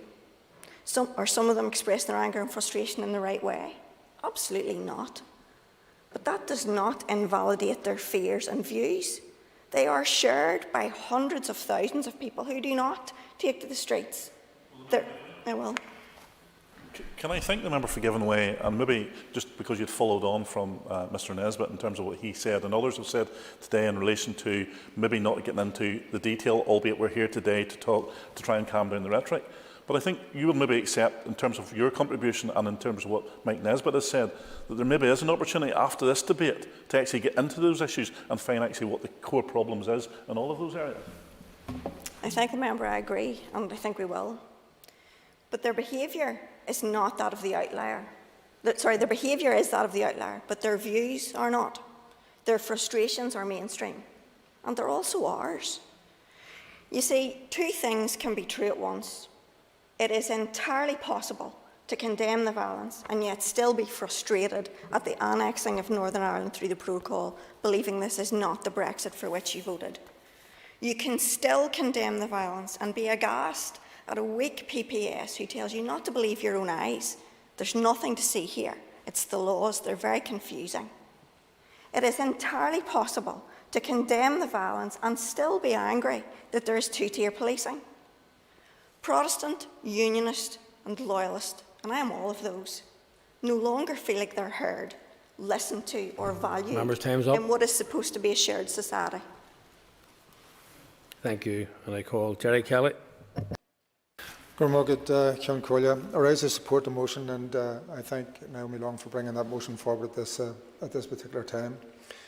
It's important with the last week of violence and destruction that we get unanimous agreement to the motion, and I'm glad to hear that the Executive has put out a statement, although I haven't as yet seen it.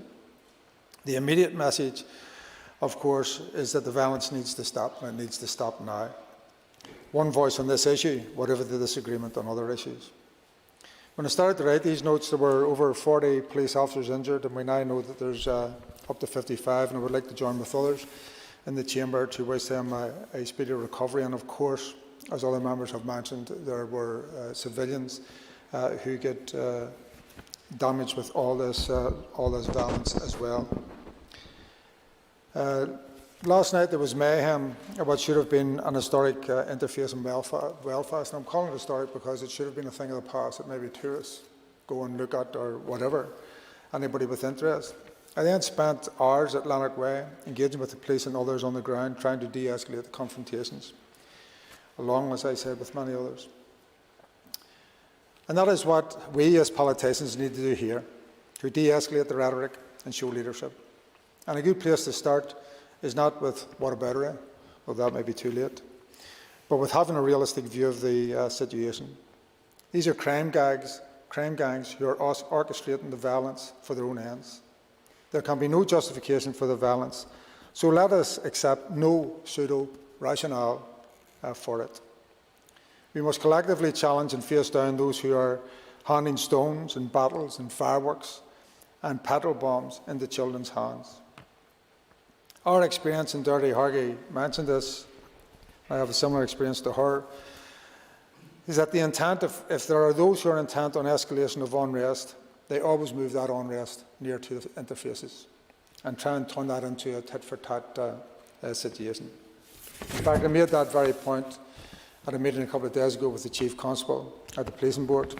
I should have declared earlier that I'm a member of the Policing Board. Unfortunately, I then witnessed it in West and North Belfast because it did spread throughout last night. We must call out threats of sectarian attacks on elected representatives, on journalists, and on ordinary people in their workplaces and homes. Paramilitary drug dealers cannot be allowed to work as community workers by day and thugs by night. They do not represent loyalism or any other section of society. So let's not join in the pretense that they speak for anyone but themselves. Whatever our criticism or disagreement with senior police officers, demanding their removal does not solve the problem. There are accountability mechanisms set up to deal with complaints, big and small.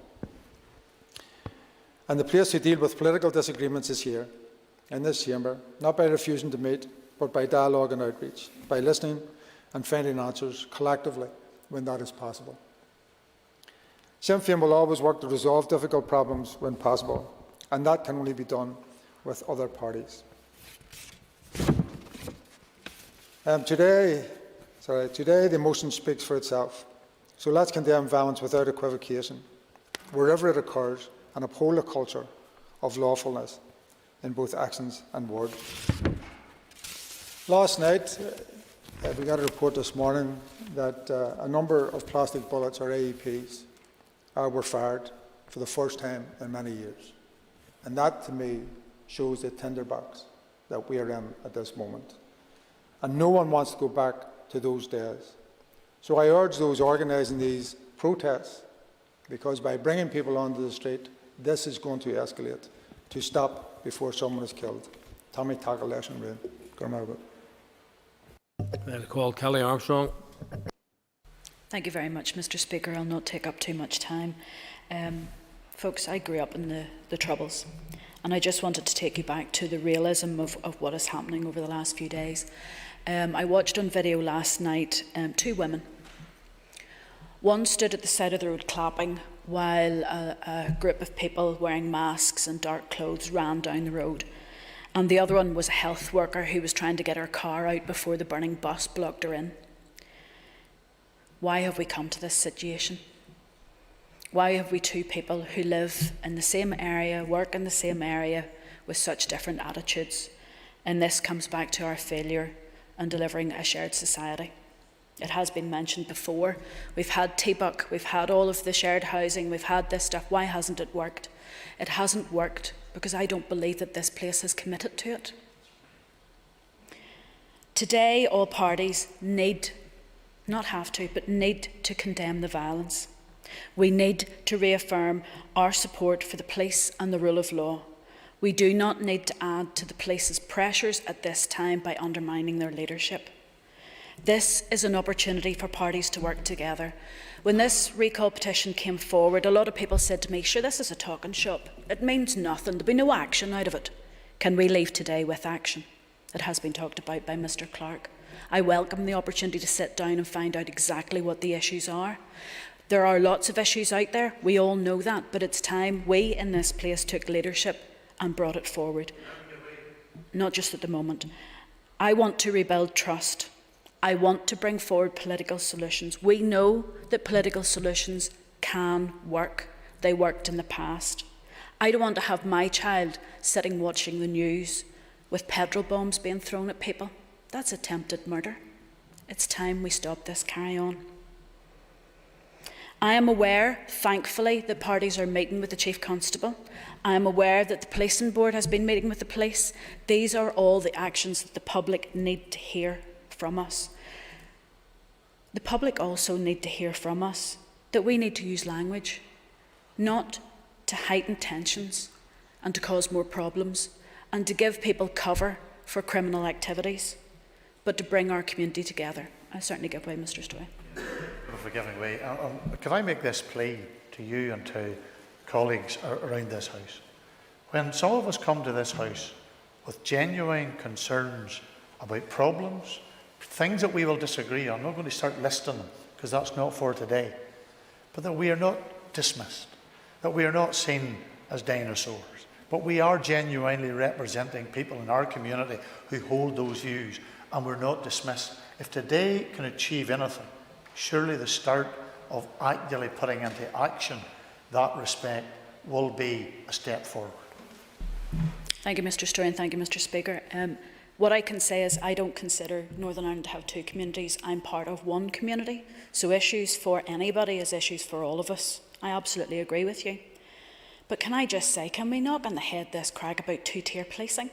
I appreciate you have concerns about the police force, but this is the same police force that has had 55 officers hurt, and probably that number will increase.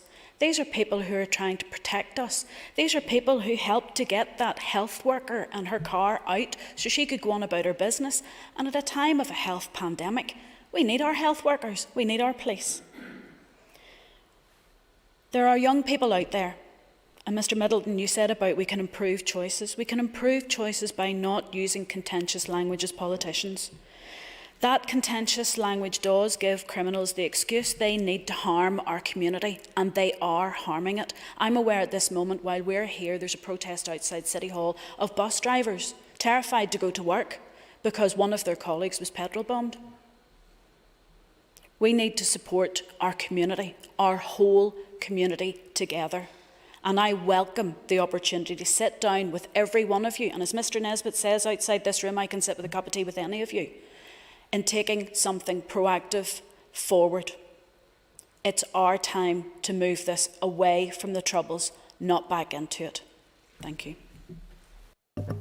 Thank you. And I call Trevor Clark. Thank you very much, Mr Speaker. When I read this motion, I have no difficulty supporting the motion in terms of condemning violence. I've never supported violence. What I would want to say is probably already been said by many members, but I want to pick up something on the last speaker in terms of us changing our rhetoric about the two-tier policing. It's more than members on the unionist benches are saying that. It's actually members of the police saying that themselves. So this is not us saying this. This is that possibly could be one of the 55 officers who have been injured. And my thoughts do go to each and every one of those. But those men and women are put out to do a job, and not every one of them agree with what we're asked to do. And they also have the perception that their job is a two-tier police force. Now, for that reason, I think it's difficult for us to support the leadership of the police until that perception is changed. It's already been touched today. I will in a second. It's already been touched today in terms of the funeral. And it's terrible we have to continue to rehearse the funeral. But the PPS's answer says it all. I think it was my colleague Joanne Bunting read it out in relation to that. And there's no other way to suggest other than the fact that the PSNI facilitated that funeral.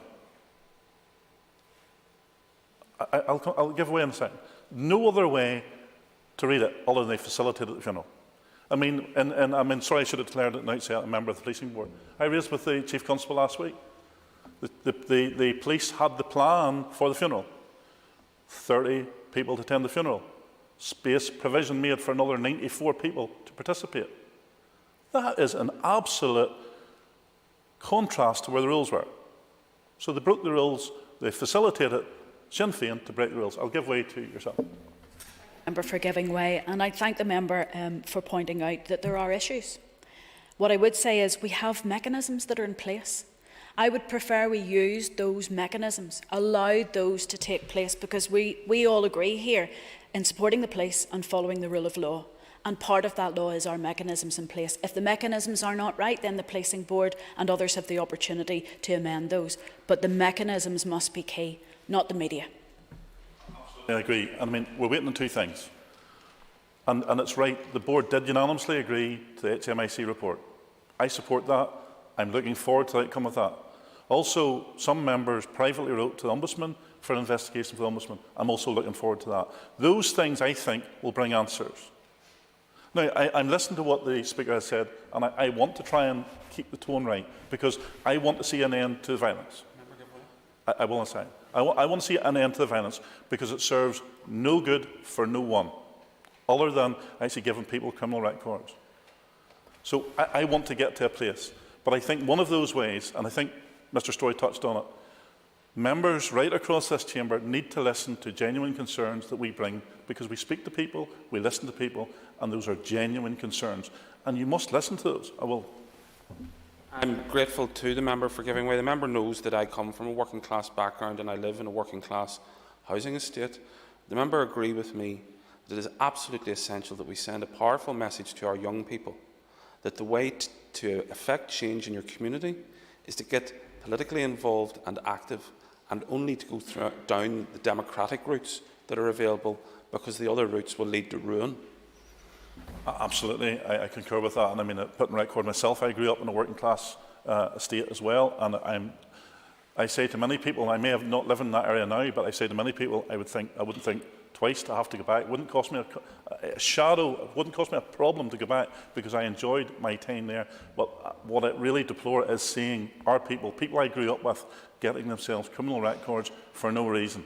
So we do need to dial down the rhetoric, but we also need to get to the solutions and fix the problems, change the perceptions and give people hope. Because as Naomi did say, or the Minister did say at the outset in her contribution, there is a list of things that we could pinpoint as reasons. But we can't dismiss those reasons. No, sorry, I'm not saying the Minister did say we're dismissing those. I'm saying, but we can't dismiss those. We can dial down the rhetoric today, we can calm things down, but we must go back and look at every one of those issues and look at them with an open mind and trying to get a resolution to bring as many people as possible with us. We will never satisfy everyone, but there is real, palpable anger out there today, and I agree, it could be any one of those. It may not be one issue, but it's a multiple number of issues. And I think the sooner we get to the position to dial down to that and find out what those were and try and address those, rather than dismissing people and people's genuine concerns. Members, I have 5 further speakers before we have the wind, and I'm prepared to give each of the 5 speakers 2 minutes to make sure all speakers get in. But it has to be 2 minutes, and I will ask you to sit down if you extend beyond the 2 minutes. And I call Matthew O'Toole. Thank you, Mr. Speaker. I'll be brief. I simply want to add my voice to those of my party colleagues, Nicola Mallon and Sinead McLaughlin, in condemning utterly the scenes that we've seen, supporting the motion that Naomi Long and other colleagues have brought to the Assembly today. It's been fairly traumatic for people across the society to look at images on their screens over the last few nights of things that people had genuinely thought were part of our past here. But unfortunately, there are people in this society who seem intent on inflicting the past on our children and making children, some of whom were not even born when the Good Friday Agreement was signed, carry forward a legacy of hatred and division. Those children are being handed petrol bombs by criminal gangs, so we cannot tolerate that, we can't condone it, and we can't let it stand. I'm glad to see today widespread condemnation. I hope that will continue, and I hope we can all find ways to both moderate our language but to come together. I think it's worth importantly saying, Mr. Speaker, and I will be brief, these are working class communities. There's a deep and profound alienation that's happening in these areas. They're loyalist areas and people care about their identity. I respect and understand that people can have legitimate concerns about the outworkings of Brexit and their sense that they're frustrated about new trading arrangements. I get that. I'm not deaf to it, I'm not blind to it, and I don't seek to demean it. But this isn't a tolerable or justifiable response in any way, nor can we as elected officials communicate to people that in a society like this one that we can get everything that we want. We have to share this space. The outworkings of Brexit are difficult, they're complicated, and the only way we can get through them is if we accept that we are a shared space. Members' time is up. Thank you, Mr. Speaker. I call Christopher Stalford. Thank you, Mr. Speaker. Like the mover of the motion and like my colleague from South Belfast, Deirdre Hargey, I am proud to come from a working class background. And it's devastating and heartbreaking to see violence on the streets of working class communities, some of which I have the great privilege and honour to represent. My message to the young people who are engaging in this reckless and criminal behaviour is to stop. It will achieve nothing, it will advance no cause, and at the end of it, there's a genuine possibility that you will destroy your life forever by landing yourself with a criminal record. You're also destroying public services in their own communities. When buses are attacked, and we've already had reference to the fact that we have a situation now where transport workers are afraid to go to their place of work. That's hurting the wider community, and it's not acceptable. There is an alternative to behaviour like this. And I said earlier in the debate, and that is to get politically active, to get involved in your local community. If you want to affect change, you can be part of positive change by involving yourself in your local community group, or joining a political party, running for the council. Make a contribution in that way through democratic means. I have 4 young children, sir, and I want them to grow up in a better society than that which I grew up in, or that which my mother's generation grew up in at the height of the Troubles. We have a responsibility to point a way to our young people, all of our young people, because they deserve better than that which we had growing up. Thank you. Thank you very much. And I call Roy Beggs. I do rise to support the motion. I have to say I was shocked and concerned at the level of violence that we saw once more on our streets. Every petrol bomb that was thrown, every piece of masonry that was thrown could have resulted in serious injury or death, whether that's a member of the public or a member of our police service. I think in particular we have to thank the PSNI for their actions in Lanark Way in keeping that gate closed, because undoubtedly if the 2 groups of rioters were able to get direct conflict with each other, there may well have been a loss of life. So we must thank the police for what they did in that particular instance. Turning to my East Antrim constituency, there was dreadful rioting occurring at Clough-Mills, and reports that the South East Antrim UDA invited businesses to close because there was going to be a riot. Young people, teenagers, were largely at the front line. Some obviously had nothing to lose. That's an issue that we must address. We must ensure that there's a place for everyone in our community and that no one is left behind. Again, there was a wheelie bin set on fire in the North Road in Carrickfergus, and police were also attacked. Violence must stop. Thankfully, at that evil roundabout in Larne, largely a peaceful protest, but politics must be seen to work, and that is a challenge to us all. We have genuine concerns about the Northern Ireland Protocol. The community has. This is not just politicians. Anybody ordering items on the internet will find that out. And there is concerns with our criminal justice system. Thankfully, we have a review of the PPS decision and an independent review of policing. Hopefully lessons will be learned. And politicians also need lessons, that they do what they say, that they lead by example. Lessons must be learned from what happened at Bobby Story funeral, so that others do not feel incensed. Thank you. Thank you. And I call Rachel Woods. Thank you, Mr. Speaker. Violence on our streets is depressingly familiar. We've seen this all before, and my message today is stop it. It's not worth it. Conflict and disorder form part of a peace settlement for Northern Ireland, which is supposedly a beacon of hope for conflicts around the world. Incredibly, I studied this at university as a model of conflict transformation. The reality differs considerably much to the myth, though. We know that this has been a political process rather than a peace process. Everything has changed, yet nothing has changed. Criminal gangs still coerce communities, and we live segregated and divided lives, both physically and psychologically. We continue to divide between us and them, and words and narratives used to divide when it suits, and continued failure of elected politicians here.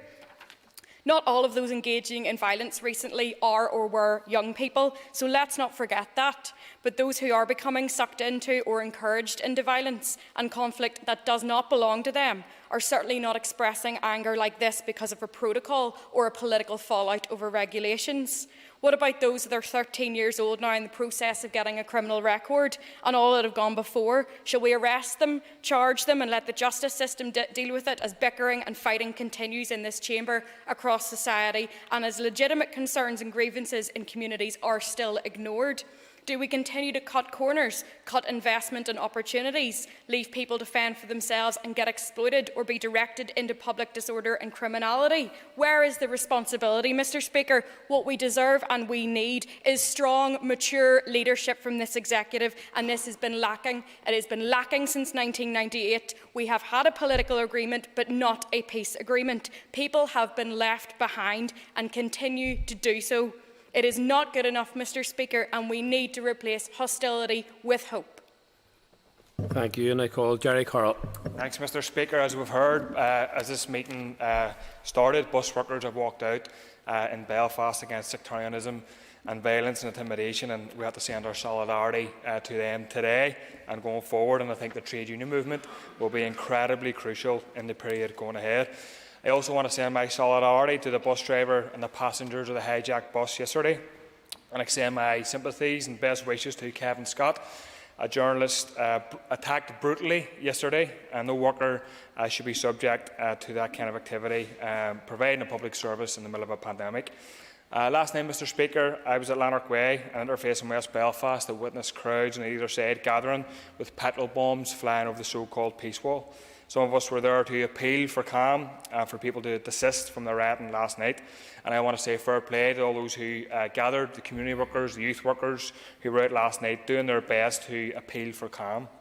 And today, just like last night, I stand with those families in interface areas who are once again living in fear, who have had their cars stolen, their areas petrol bombed, and much trouble on top of that. And no doubt, Mr. Speaker, everybody in here today condemns the violence, as do I. But I'm afraid that's where the cohesion has to end on my part, and I have limited time to explain this, unfortunately, today, in terms of providing support for the motion, because I do not believe that it does provide an alternative message to the same old politics which have fostered division across working class communities across our society, and which enable sectarian tensions to grow. And for this reason, I tried to submit an amendment.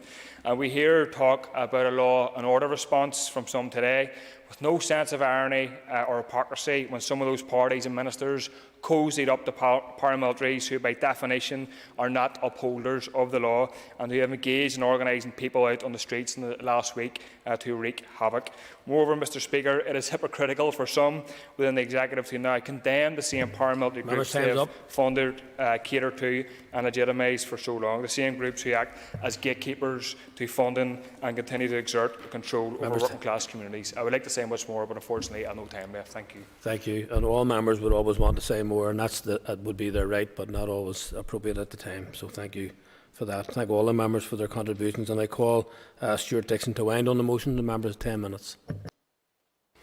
Thank you very much, Mr. Speaker, and indeed it does fall to me to wind on the motion and the debate that we've had in this chamber today. And I trust that not all of the words that I'm about to give to this assembly today will indeed fall, hopefully not entirely on deaf ears. I wish to thank Naomi Long, as leader of the Alliance Party, for bringing this motion today, and to thank this House and you, Mr. Speaker, to allow the proposal to recall the Assembly. Today, Mr. Speaker, is a day for leadership, to show our commitment to the Police Service of Northern Ireland, to show our commitment to the rule of law, and to unite against all violence and lawlessness in our society. Put simply, Mr. Speaker, this must stop. Some 19 members of this chamber have been able to speak today, and they indeed have put on record their views on this motion. I don't need to further amplify what they have said, but I do wish to place on record my thanks to the executive this morning who have met, and to welcome the joint statement that has been given by the First and Deputy First Minister and on behalf of the Executive of the Northern Ireland Assembly in relation to the issues that have been ongoing for some time. Mr. Speaker, the violence on our streets over the past weeks is wrong. Some of it has been opportunistic, and it serves only to undermine the communities in which the destruction has taken place. That includes communities in my own constituency of East Antrim, where regrettably we've seen attacks on police and on property. Police officers undertaking their duty to protect everyone have been attacked and injured. People have had cars stolen and destroyed. Public property has been damaged, and indeed those perpetrating the violence have been injured themselves, and rightfully there have been arrests. I am, like everyone in this chamber, deeply concerned that there also appear to be young children brought into these protests. And indeed I observed that when some young children were blocking traffic in Larne on Tuesday night. Members have made reference to the need to tackle the structural inadequacies here in Northern Ireland. That is evidently clear when you see what has gone on the streets over the last number of nights. We need to build trust and confidence in this society and in these communities, in all communities across Northern Ireland. And that can only be done when we listen to everyone in this chamber. Yes, we must listen to the voices, every one of the voices that have spoken up in this chamber today. The violence, some have said, is orchestrated in many cases by sinister criminal elements, and that indeed may be true. However, those encouraged onto the streets are often vulnerable young people and children, risking their futures and their safety, and indeed, sadly, in the past they have also risked lives. I want to say to those young people, I don't know whether any of them will ever listen to me, to think twice before they're getting involved in this criminality. I appeal to mums and dads, indeed to anyone of good influence, to speak up. In extremely dangerous. You are destroying your own local community. You're hurting your friends and your family, and your future prospects will be on the line if you end up with a criminal record. Nonetheless, Mr. Speaker, I am encouraged, indeed strongly encouraged, by the resounding rejection of this violence on social media by people in many communities. It's not wanted. What is wanted, however, are peaceful political solutions to problems, solutions that this House must commit to.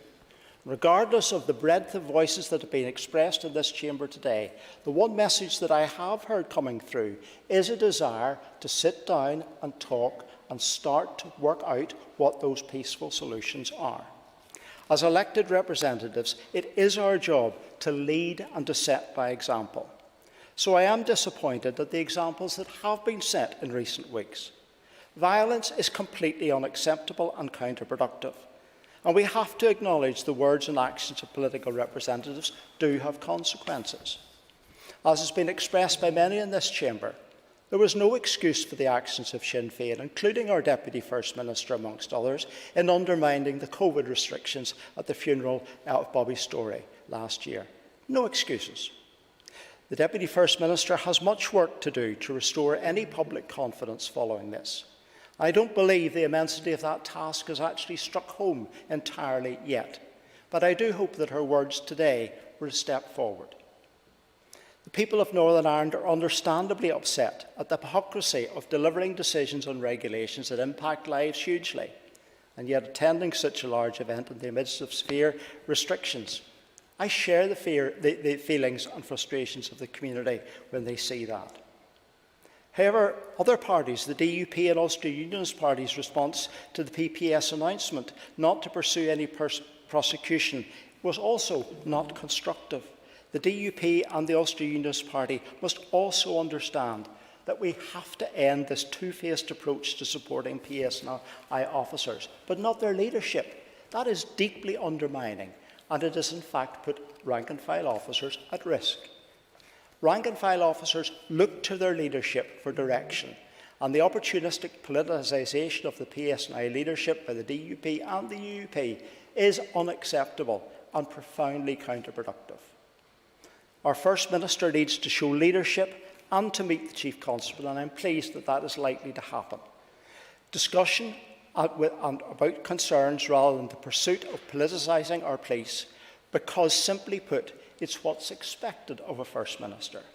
Undermining confidence in the leadership of the PSNI at such a sensitive time is clearly unhelpful, and sadly we've seen the outworking of that on our streets. And I hope the First Minister's words today will be seen as a step forward as well, Mr. Speaker. Mr. Speaker, I want to express my and my party's unequivocal support for the PSNI, for the work that they do in extremely challenging circumstances. In addition to sending our best wishes to those who are injured and sympathy for the members of the public who have faced distress while their property and communities have been damaged, and indeed to the bus drivers, it is simply unacceptable. It has to stop now. Finally, Mr. Speaker, the protocol has been mentioned here today as well. The DUP's attempt to deflect on this matter simply isn't working. No one wanted the protocol, but it was the consequence to the hard Brexit that was championed by that party. against the political and economic and social interests of Northern Ireland. The reality is that we have the protocol because that party sank the backstop, which would have seen no customs border throughout the whole of the UK or Ireland.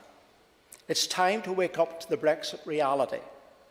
It's time to stop and let us move to a light touch on Brexit instead of lighting the blue touch paper on every occasion. I want to finish. Thank you. Mr. Speaker, I call on everyone in this chamber to work to defuse the frictions, to stop boycotts, to stop deflection, to stop whipping up tension, and to do what we've been saying here today, to get round the table and to sit down and work out how we can approach the UK government together, collectively, to try and resolve and mitigate many of these issues. Mr. Speaker, in closing, the message from today is simply one, that the violence must stop.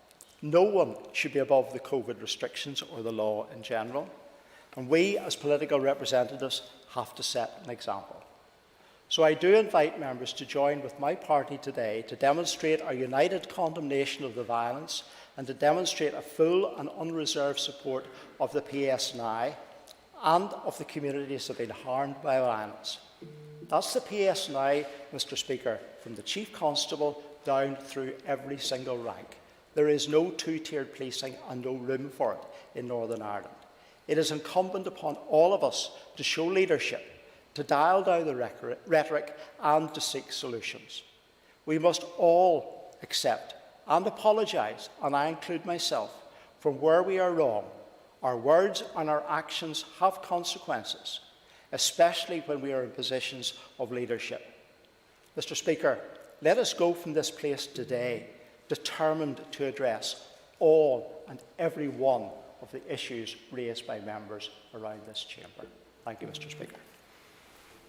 Thank you. And the question is that the motion standing on the order paper be agreed. All those in favour say aye. The contrary, no. The ayes have it. The ayes have it. I'd like to thank all the members for their contributions this morning, and I would also like to thank the officials in the Speaker's office and the Business office for working with the parties over the last number of days throughout their holiday leave period to make this debate happen today. So thank you all.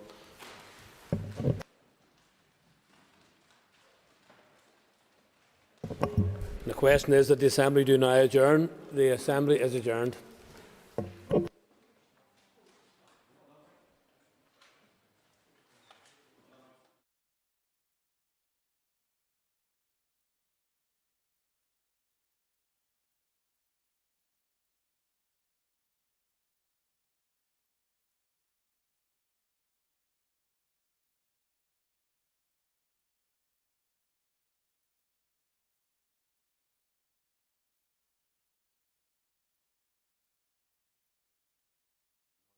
Assembly Plenary, Programme signed.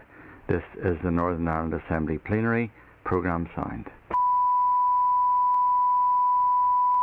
This is the Northern Ireland Assembly Plenary, Programme signed. This is the Northern Ireland Assembly Plenary, Programme signed. This is the Northern Ireland Assembly Plenary, Programme signed.